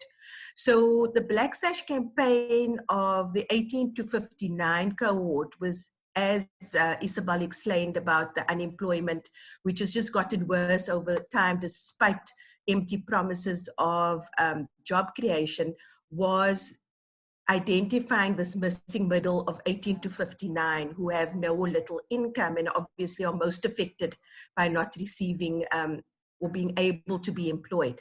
But now the key thing is you have this different narratives or engagement dialogues within different sectors. For example, you have webinars that is by researchers and academics that will provide stats on how much unemployment there is, and then it's missing the human element of what is actually happening on the ground.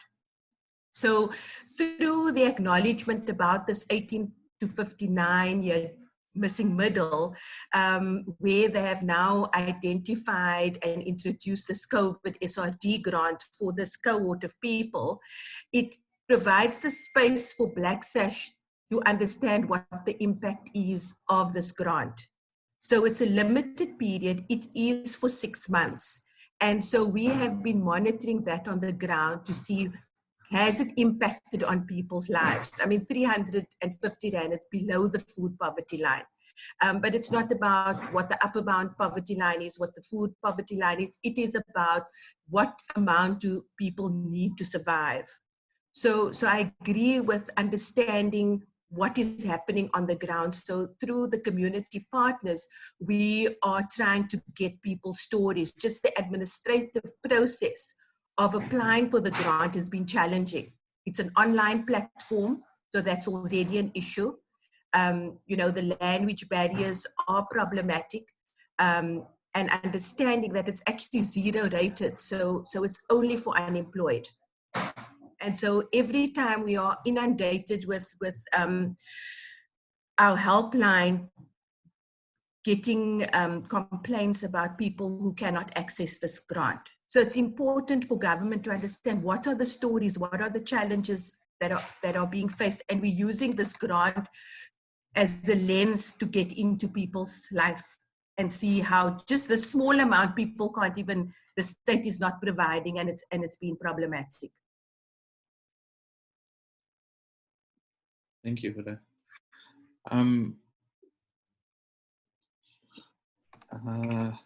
Yeah, so I forgot, sorry, I don't have the hands raised thing on, so I can't see. Okay, so maybe Dudu, as somebody also working quite closely with an even more marginal group, what are some of the, and somebody who really understands sort of barriers for people's participation, what are some of the challenges that you think might need to be overcome in a space of this kind, where we have this high-level policy conversation and we need to connect it to people's lived realities and get them to get up and campaign alongside us? What, if you could maybe reflect on your experience in the sector you're working in, and what lessons there might be for others to think about? Yes, Alan. So yeah, I think for me, really what resonates is the importance of bringing the marginalized themselves into this conversation and making sure that we understand their lived realities. I mean, I do appreciate the importance of the work that has happened in the past few years behind the scenes, where, of course, you know, we're punching the numbers and doing the academic work and the political work. However, you know, we work with people who, young people who are on the street, who are finding themselves having to fend for their lives on the street. And we need to be looking at what is their situation and how can they be supported. And a lot of the issues that you made there with the marginalized groups that we work with is the fact that, as Isabel has said, it's unemployment, and it pushes people to make decisions that sometimes we tend to judge, and we don't understand their lived reality. So for me, the important thing, going back to Ubumbano, what you are saying, is the reality that we need to get into understanding how can we bring these marginalized groups into the conversation. So using the information that has been gathered, the academic work that has been made, and understanding how can we use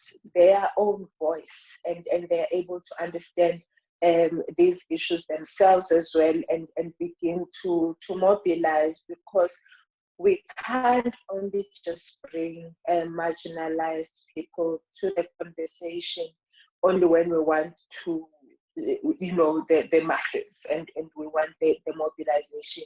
We actually need to journey with them.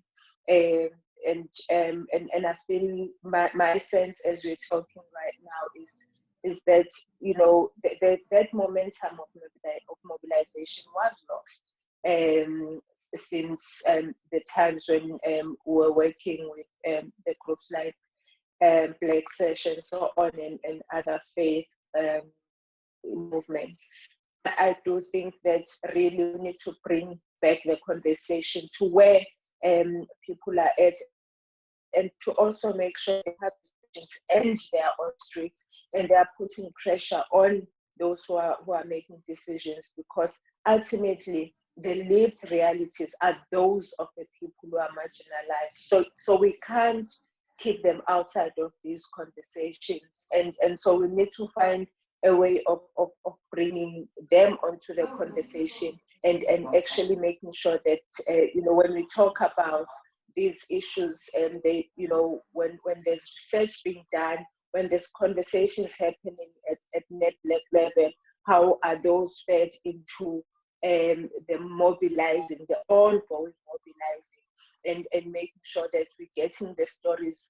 For instance, now we have an opportunity with this grant that is coming in for 6 months. How do we make sure that we use this opportunity to actually revive the mobilization and make sure that now we're bringing back the conversation and people are part of that conversation. So that for me would be the important aspect of this work, of bringing people into the conversation that really affects them, and they need to be part of these conversations, and we interpret the economic terms and so on in ways that they could understand and in ways that relate to them, and they can be able to see in terms of the long queue that you see whenever there is a post office where people sleep outside of the office from 4 o'clock at night because they're waiting to be first in the line so that they won't be turned away. So all of these experiences, I think they need to make sense of them based on their current experiences. So that would be my comment. Thank you, Dudu. Skumbuzo, you had a hand up. Do you still have a question? But before I give you the floor, the mic, Skumbuzo, Mabore, if you can maybe think about, as Skumbuzo speaking, in your work of translating complex issues like climate change into a community response, what lessons can you share with this group about how you've worked with complex technical issues and made it more real for people in your home community? So if Skumbuzo can make his input and then we can follow on with Mabore, please. Skumbuzo? Shall Yes, I continue? thank you, Alan.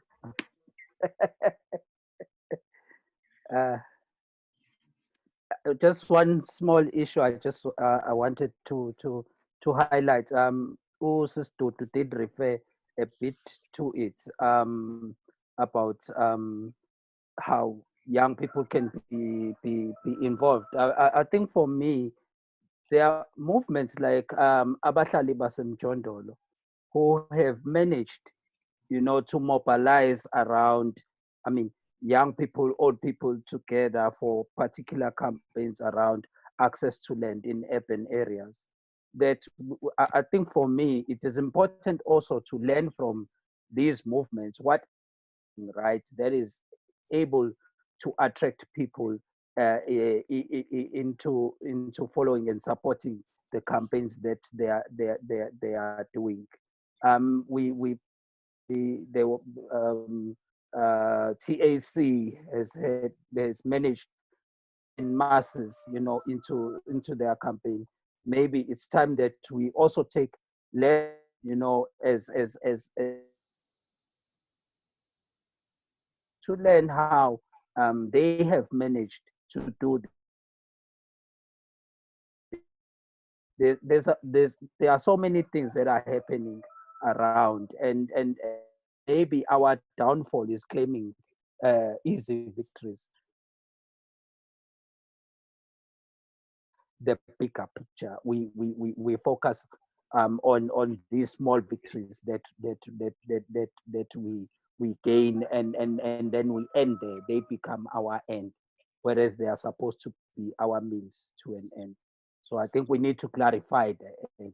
What is it really that we are trying to achieve? Even for me, the basic income grant is not an end, but in itself, but it's a means.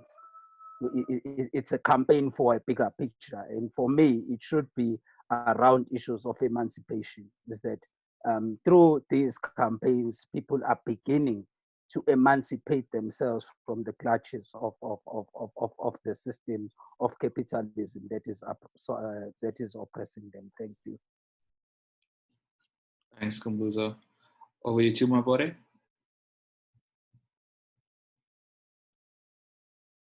Oh, thank you, Alan. Before I can continue, I would like to share something that is happening in the arts and culture sector.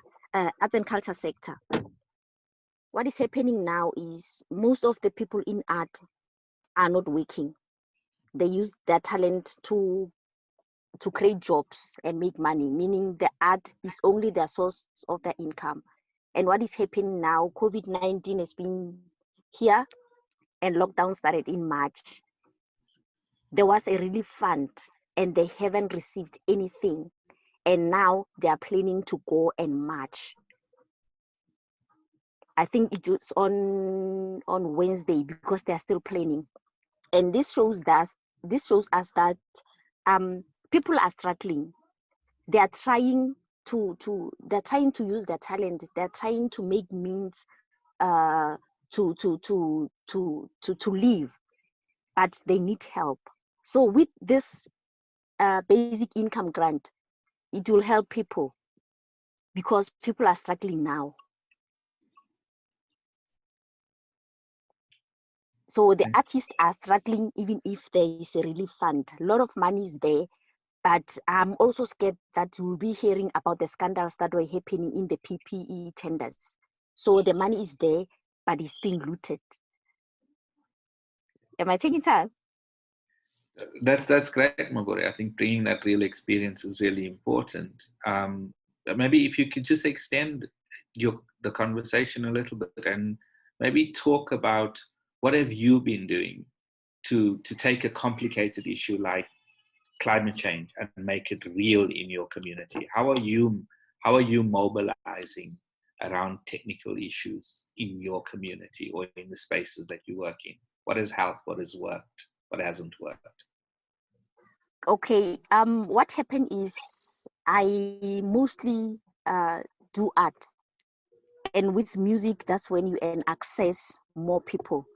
They listen to your songs, they listen to the poems, and they ask you questions.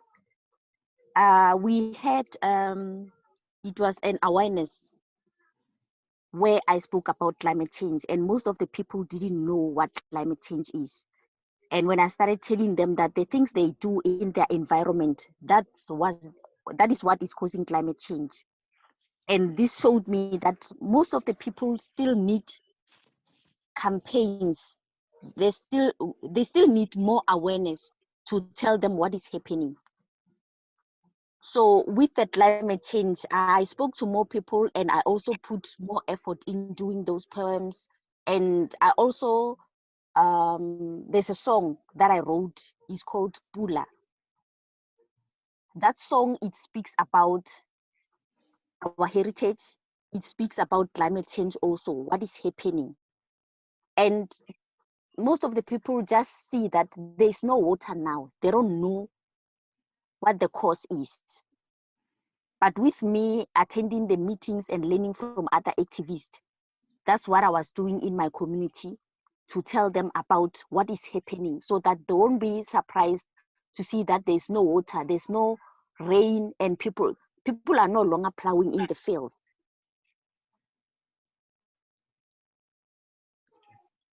Thank you. Thank you, Mabore. Okay.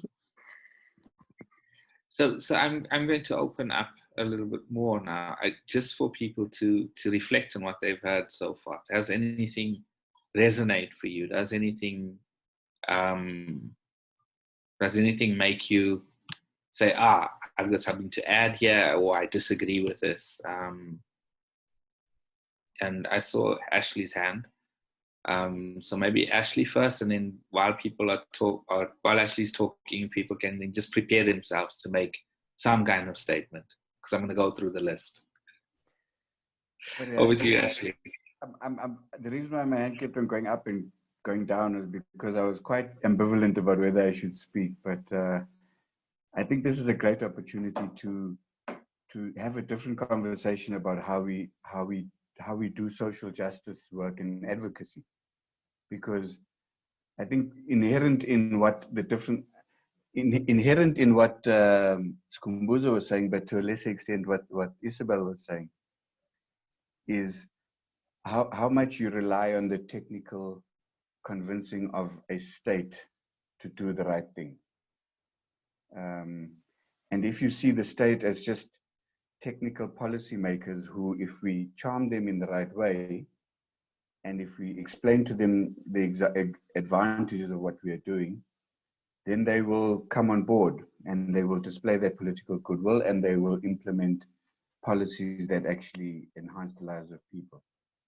But I think Skhumbuzo was articulating a position that starts from a fundamental suspicion of the state as an agent of a system that is not really interested in the well-being of people, but looks at economic activity in order to continue to generate wealth without any regard for whether it actually reaches people on the ground. And I think that that's for me what I'm not getting my head, I suppose it's about ongoing conversations, is it's not just a question of let's hear the experience of people. And if you look at ubumbanovoice.com, our website, and if you look at the voice app that we have, where community activists are telling stories of what's been happening during lockdown, that's just a narrative. That's a description of the story. I would like us to go more deeply into just the simple matters of community survival. So poor people survive because they have an innate refusal to lie down and to accept the violations of their dignity, and they stand up. And it's that kind of experience and knowledge that I'm quite curious to explore, at the same time as looking at how we continue the onslaught through our advocacy work on policymakers. And it's not something that happens in half an hour or a 2-hour conversation. I think it's something that becomes part of our practice. As we build a movement, we've got to make sure that we are constantly alive to the need to cultivate those relationships and to learn from those experiences.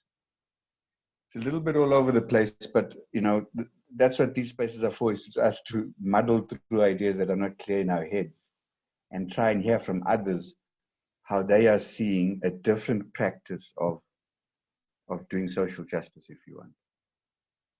Now I'm going to keep quiet, I promise, till the end.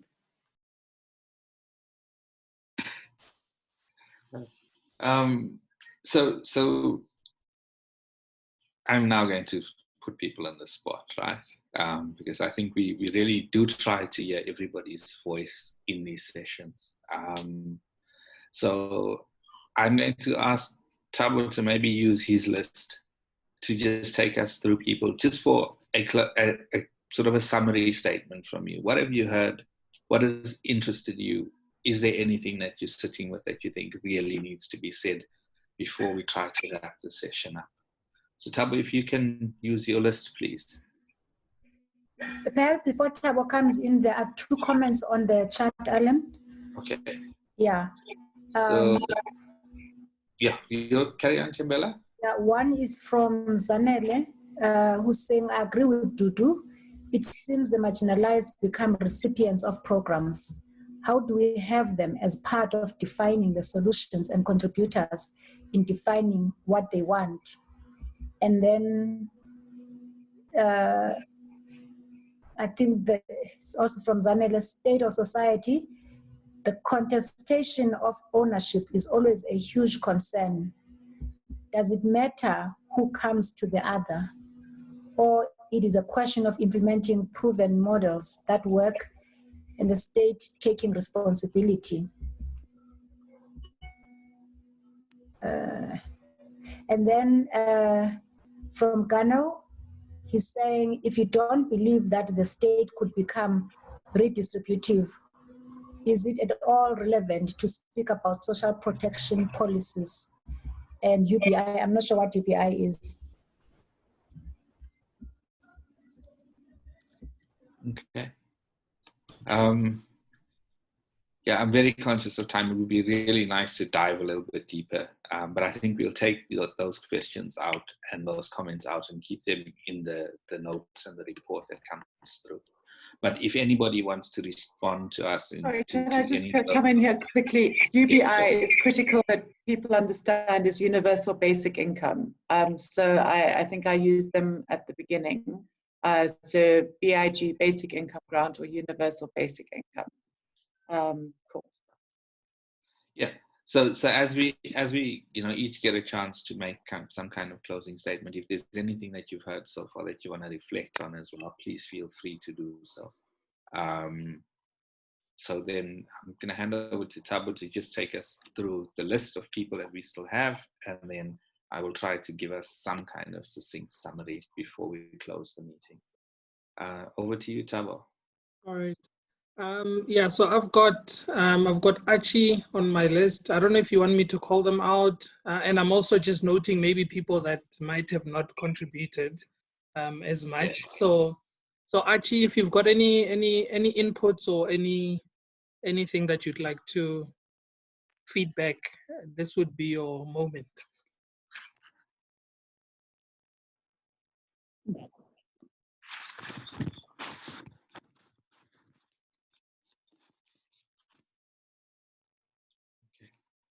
Okay, I think we might have lost him. Okay, maybe let's hear from Brandon. Also think Brandon's not on anymore. I can't see him on the fallen off. Okay. Yeah. I just saw him now. All right. I guess guys are dropping off as we go down the list. Mati, anything that might have been of interest from you, maybe from a UK perspective?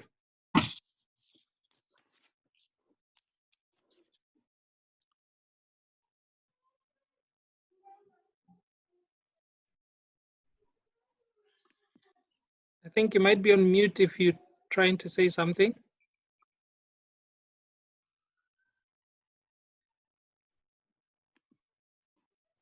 Okay, I think we've lost him. Njabulo, would you like to input into the conversation? Anything you've heard that might be of interest to you or your specific community? Okay. Thank you very much. So, greetings to everyone. I think for me, it's just a small contribution, particularly referring to what Comrade Kumbuzo, Comrade Dudu, what they said around, the participation of young people in such conversations, and to say that what lessons can we draw to from movements like Abahlali Basemjondolo, where they have been able to actually bring young people in to participate in matters which they seem like they far-fetched from young people, particularly men. And also, again, how then do we create an inclusive engagement, an inclusive conversation from the word go, where it includes young people, and again, touching this on marginalized and young people where one has worked with, because again, they can think it's a matter of just providing that conducive space and inclusive one. I think for me, that's where I would just want to contribute for, to say that how to get young people to participate. And again, when one continue working with young people, you see there's an element of losing hope to what has been occurring and what they have been receiving from the media. And that's what young people only base or make the decision from what they consume from media. And there are no spaces where to break it more simply for them to understand, and we saw the decline of young people participating in voting.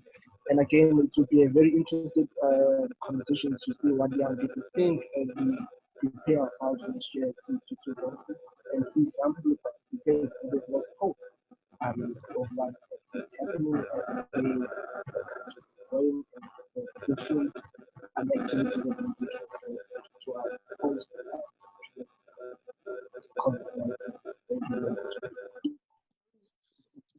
Jabulo, you seem to be cutting there. I'm not sure if it's just me, but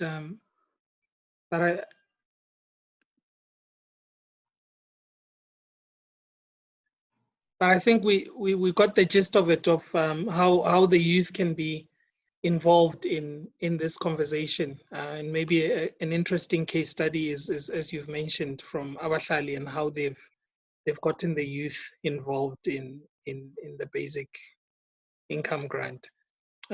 Maybe let me ask Stefan, is there anything you'd like to, any reflective thoughts you'd like to give? Well, first of all, thanks for the invitation and the interesting presentation.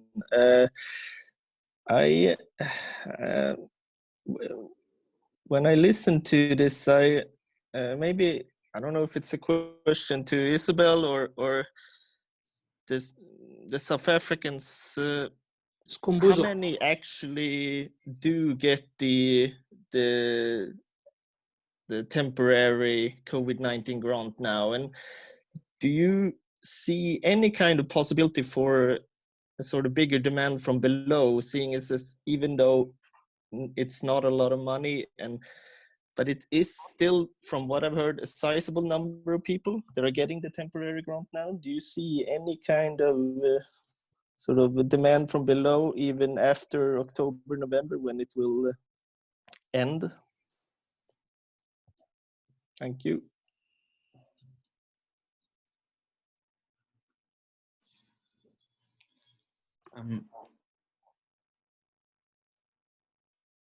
Thanks for that, Stefan. Ellen, did you want to? No. I was just going to maybe ask somebody to reflect on what they see as a possibility, that this would turn into demand, but maybe that's for another conversation. Yeah, if you can just maybe carry on through the list. Sorry, Tabo. All right. Yeah, I think apart from these guys, I mean, it would be then either Lelona or Khomotsang, anything. I know you guys had said you're attending with Isobel, but anything that you might have noted from your side, any aha moment, as Alan mentioned when you were listening in. Maybe we hear from Lelona first.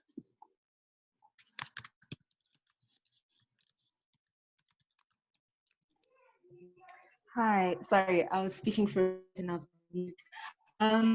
Thank you so much, colleagues, for the presentations, Isabel and some of the contributions as well.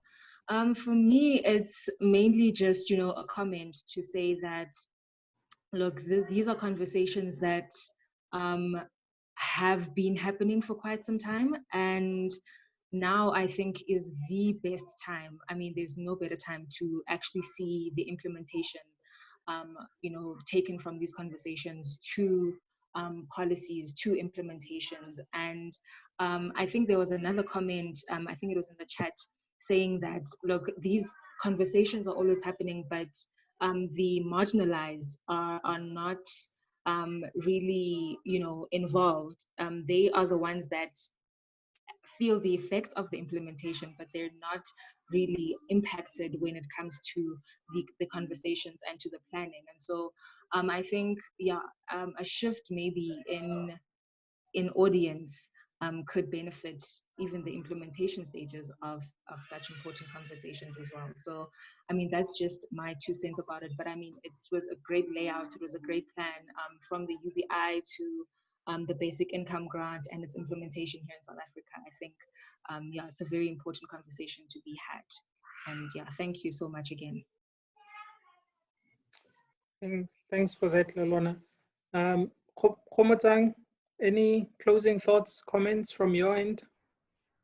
Okay, so the presentations were really good, and my closing comment would be what Lelana just said. It is about time that we implement, because conversations have been going on and on, so implementation would be great. And to also feed on to what Njabulo had highlighted, we really do need to involve the youth, because the youth are the ones that are greatly impacted, as unemployment is very high and it hits too much on them. So the involvement of youth, and it is time that we actually implement all these talks. Thank you. Thank you so much for that. Busisiwe, or Mfundisi Busisiwe, I know you had raised your hand. This would be your time to give a question or your closing remarks.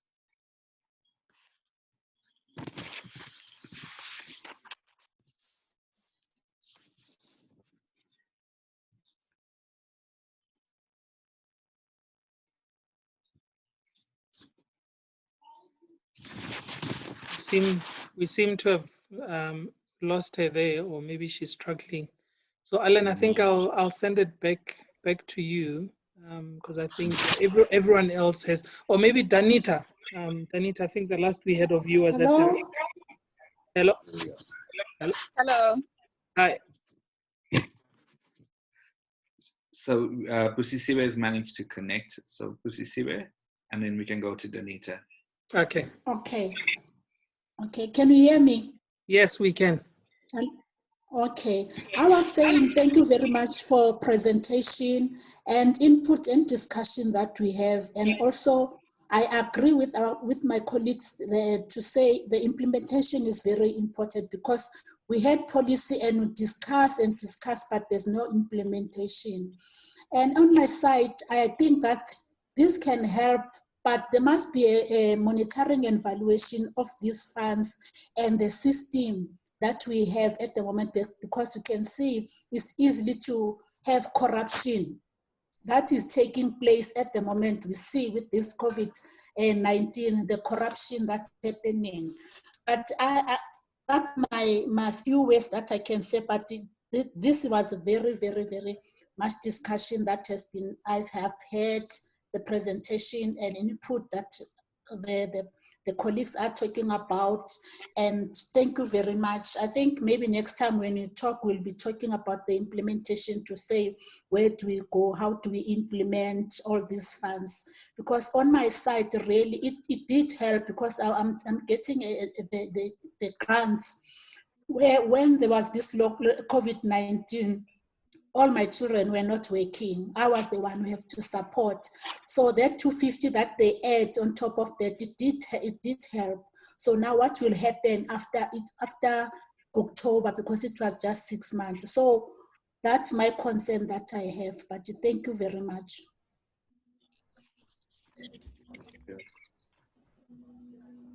Anita? Okay, thank you everyone, Isabel and Skombuzo, for the discussions. I always learn something new about UBI and BIG when we have these webinars and discussions. One of the main things that resonated with me was when Isabel, talked about how, it's emphasized that we should vote, and, there's always this big emphasis that SA is a democratic nation and we can vote for our. But every year, well, every 4 year that we vote, or 5 years, I'm not sure exactly. But yeah, every time we vote, it's like nothing really happens. And in fact, it gets worse. It has been alarmingly. And Isabel was saying, like, where is the party that's going to champion the rights of the marginalized? Back in 2013, the EFF, the creation of the EFF was kind of a glimmer of hope for the youth. I remembered I just started varsity, and a lot of young people, were interested in the EFF because they thought, okay, now is the time that our issues and our cries are going to be at the forefront and we're going to be adequately represented. And it's sad to say that we're not seeing that much change, and it's been 2013 was 7 years ago. So I just hope that, going forward, 2020 will actually, will actually open the eyes of our leaders that people are seriously suffering and it's time to take our needs seriously. So that's all I have to say.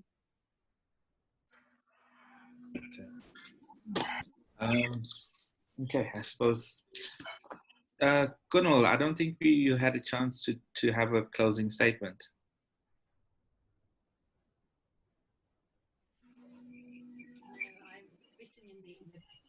Sorry, you're very faint. Sorry, better now, There I we think. go. Yeah. Thank you, very interesting. To get just to maybe as a final comment for me as a Swedish citizen and coming from a country where I think trust in the state is among the highest in the world. It's of course extremely interesting to hear your discussion, but also a challenge, I think, or that I see the challenges in a new light. But thank you very much. Thank you, Kunal. So, in summary, and this is probably a more difficult one to summarize than any of the others because we've not really concluded on anything. I think we've generated a lot more questions, which is in some ways a lot more useful for the kind of processes that we're setting up. So we had a fairly comprehensive laying out of what the basic income grant or universal basic income is from Isabel. And she spoke to some of the real challenges of how do we get this policy implemented, or some policy that reflects on the dire situation that the majority of South Africans are finding themselves in at the moment, where they have absolutely no income security. And I think a critical thing that one of the critical points that came out in that conversation is that this notion of dependency, which gets thrown about quite a lot whenever you have conversations and people accuse you of being a socialist. The line of attack for confronting that dependency line is to point out that while we all have dependencies, we have dependencies on income, and it's just the source of our income that varies. And in many, many places across the world, when people don't have income, the states generally step in and provide income security, whether it's the dole in the UK or JobKeeper in Australia, or one of a wide variety of mechanisms that exist all over the world. I think the important thing for us is within the framework of the universal basic income, is that we're saying everybody deserves that kind of security. And in countries where employment is low and where people have little option for support other than state support, the basic income grant almost becomes a mandatory part of what our social safety nets should contain. Skhumbuzo asked us a big question that in this round of conversation, who is actually leading this conversation? Who is bringing the UBI to the people? Are the people bringing the UBI to the state? Or is the state taken on this project? And if the state has taken on this project, should we not be treating it with quite a lot of suspicion? What's the catch? And I think that's a very natural position for South Africans and many people living in developing countries to have, is when the state proposes, generally it will take away with the other hand. So a position of, I would say, suspicion, a naturally defensive position that we probably almost by default take up, whether the state has good intention or not. And there's a second tier of the power conversation there, in that who's leading this conversation? Is it something that is generated from community, or is it something that civil society has developed and is selling to community? Who holds the power in the debate? Is the power centered around the technical nature of the conversation? And how do we expand that conversation out so that its technicality doesn't exclude people? And an interesting dilemma that he points out is that the campaign space is quite demanding on communities, right? The words that he uses, that demands are coming from all sides. And to some extent, communities have little autonomy in deciding what they will or won't engage in. There are so many things that are relevant to their lives. And maybe there is a need for us to be thinking about how do we reduce this level of demand on communities so that they can act effectively in one or two spaces in order to create change. A big question to people working in formal civil society: is this about civil society wanting to maintain their power by being the voice of the voiceless? I think that that's a very, very important challenge, and one that has come through in many conversations that we've had in this series of hubs is, what is the role of civil society, formal civil society, in relation to community-based organizations, activists, and individuals who are trying to create change in their own spaces? If civil society maintains this representational space, do we ever get true transformation? Probably the theme of this entire series so far. Are we building the right platforms to allow engagement? Language, and when we're talking about language, we're talking both about vernacular, but we're also talking about the technical nature of the language. Are we delivering the messages in the mediums that people find useful? Mabore's statement, or Mabore's input, spoke to a very different mode of engagement. One that we sort of, in civil society, talk about a lot, but we never really implement at scale. The idea of art and drama and music as a way of engaging our constituencies and helping them build their understanding, not just for the purpose of changing their minds.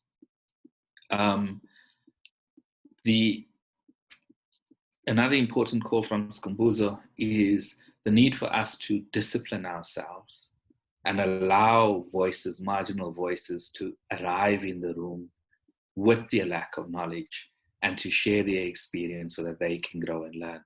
We have to affirm people's right to be in the room.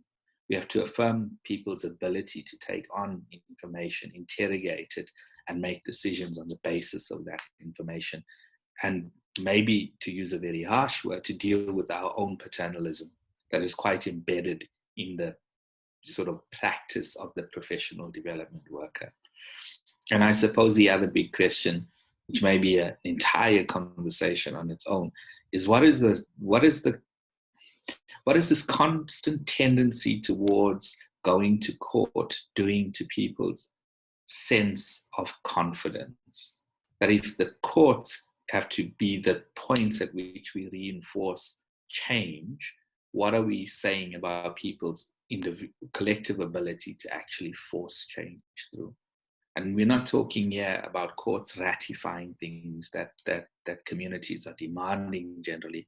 What we are is the courts leading the change process in the country, and probably a really, really big conversation around the role of mass-based action as opposed to civil litigation. The question of trust in the state I've spoken about. And I suppose embedded in that is a question of, should our action be more militant? Should the demands of communities be more forceful in the way the state is almost compelled to respond to people, rather than what we do now, which is more about convincing people?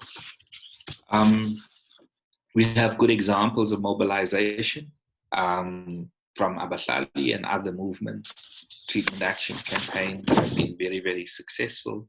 We have numbers of efforts to try to collect people's experiences and to create the kind of narrative that is necessary for us to at least give a human face to the change. But the big question is, how do we go from simple collecting of experiences, simple education and awareness, to mobilization? And I think that that's the unanswered question in this conversation that we've had. And we understand that it's a complex question to answer, but it's one that sits at the heart of the organizer's practice. Is education and awareness sufficient to stimulate action to create change? And I don't think that there are universal answers, or universal strategies to those. They come out of quite an intense and personal engagement with the communities that we want to support to mobilize independently. So there's a lot of work in that. And I think one of the challenges back to civil society in that space is that we are tending to look towards the one-size-fits-all quick fix situation where if we put out one message next week, we're going to have 1 million people on the ground next month, when we know that the large marches of the 80s in response to the apartheid government were actually the culmination of nearly 80 or 90 years of work in a large number of movements across entire countries and continents, to culminate in the kind of mobilization that we saw in the anti-apartheid movement.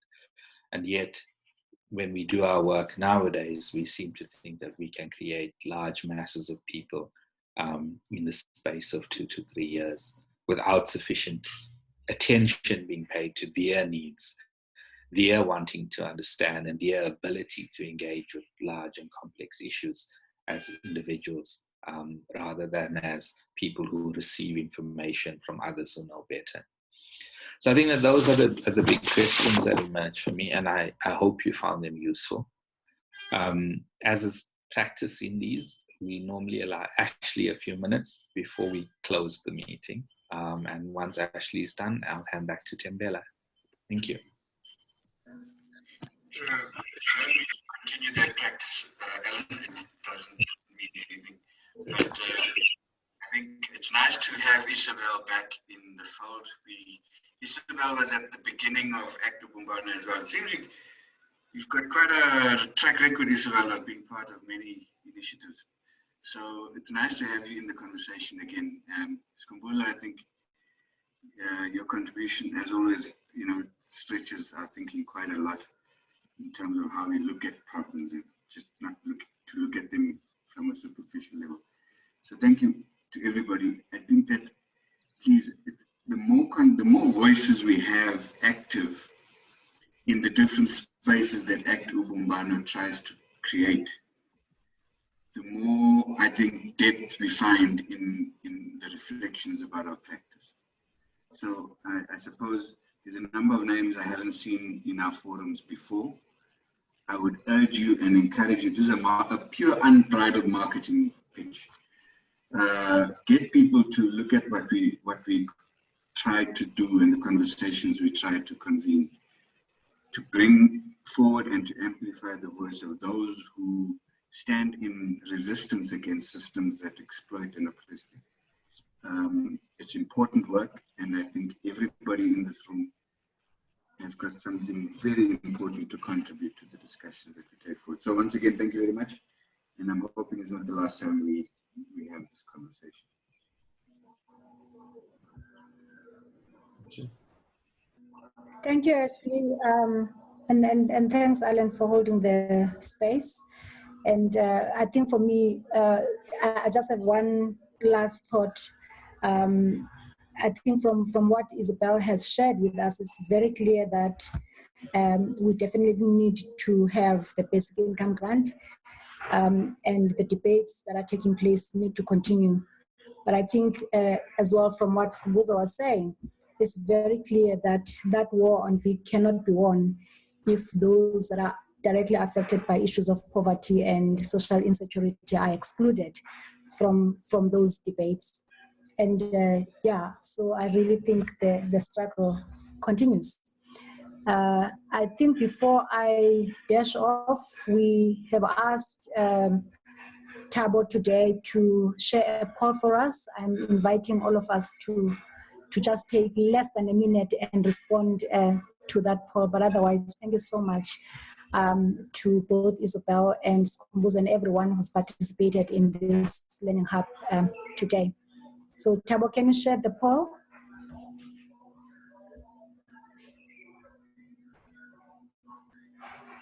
I've just shared it. I hope everyone can see it. Yes, it's showing. Can you just take a minute and respond to that? It's just 3 questions.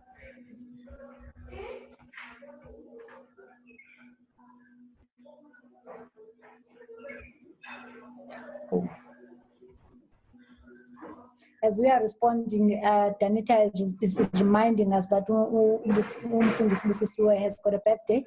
So Alan, I will throw that back to you on how we go about singing. It's okay. We can all unmute and sing for Mfundisi. I'll allow you to start. At my count. At my count. 1, 2, 3. Happy birthday to you. Happy birthday to you.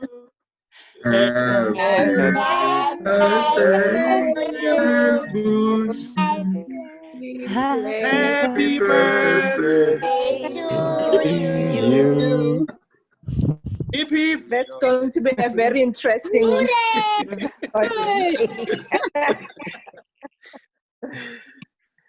Thank you, guys. Thank you.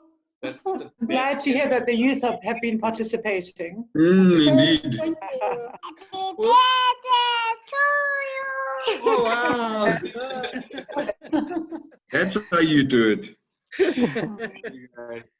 Oh, man. Thank you. We'll Thanks send you virtual cakes. Virtual cakes. Thank you, guys. Bye. Thank you so much.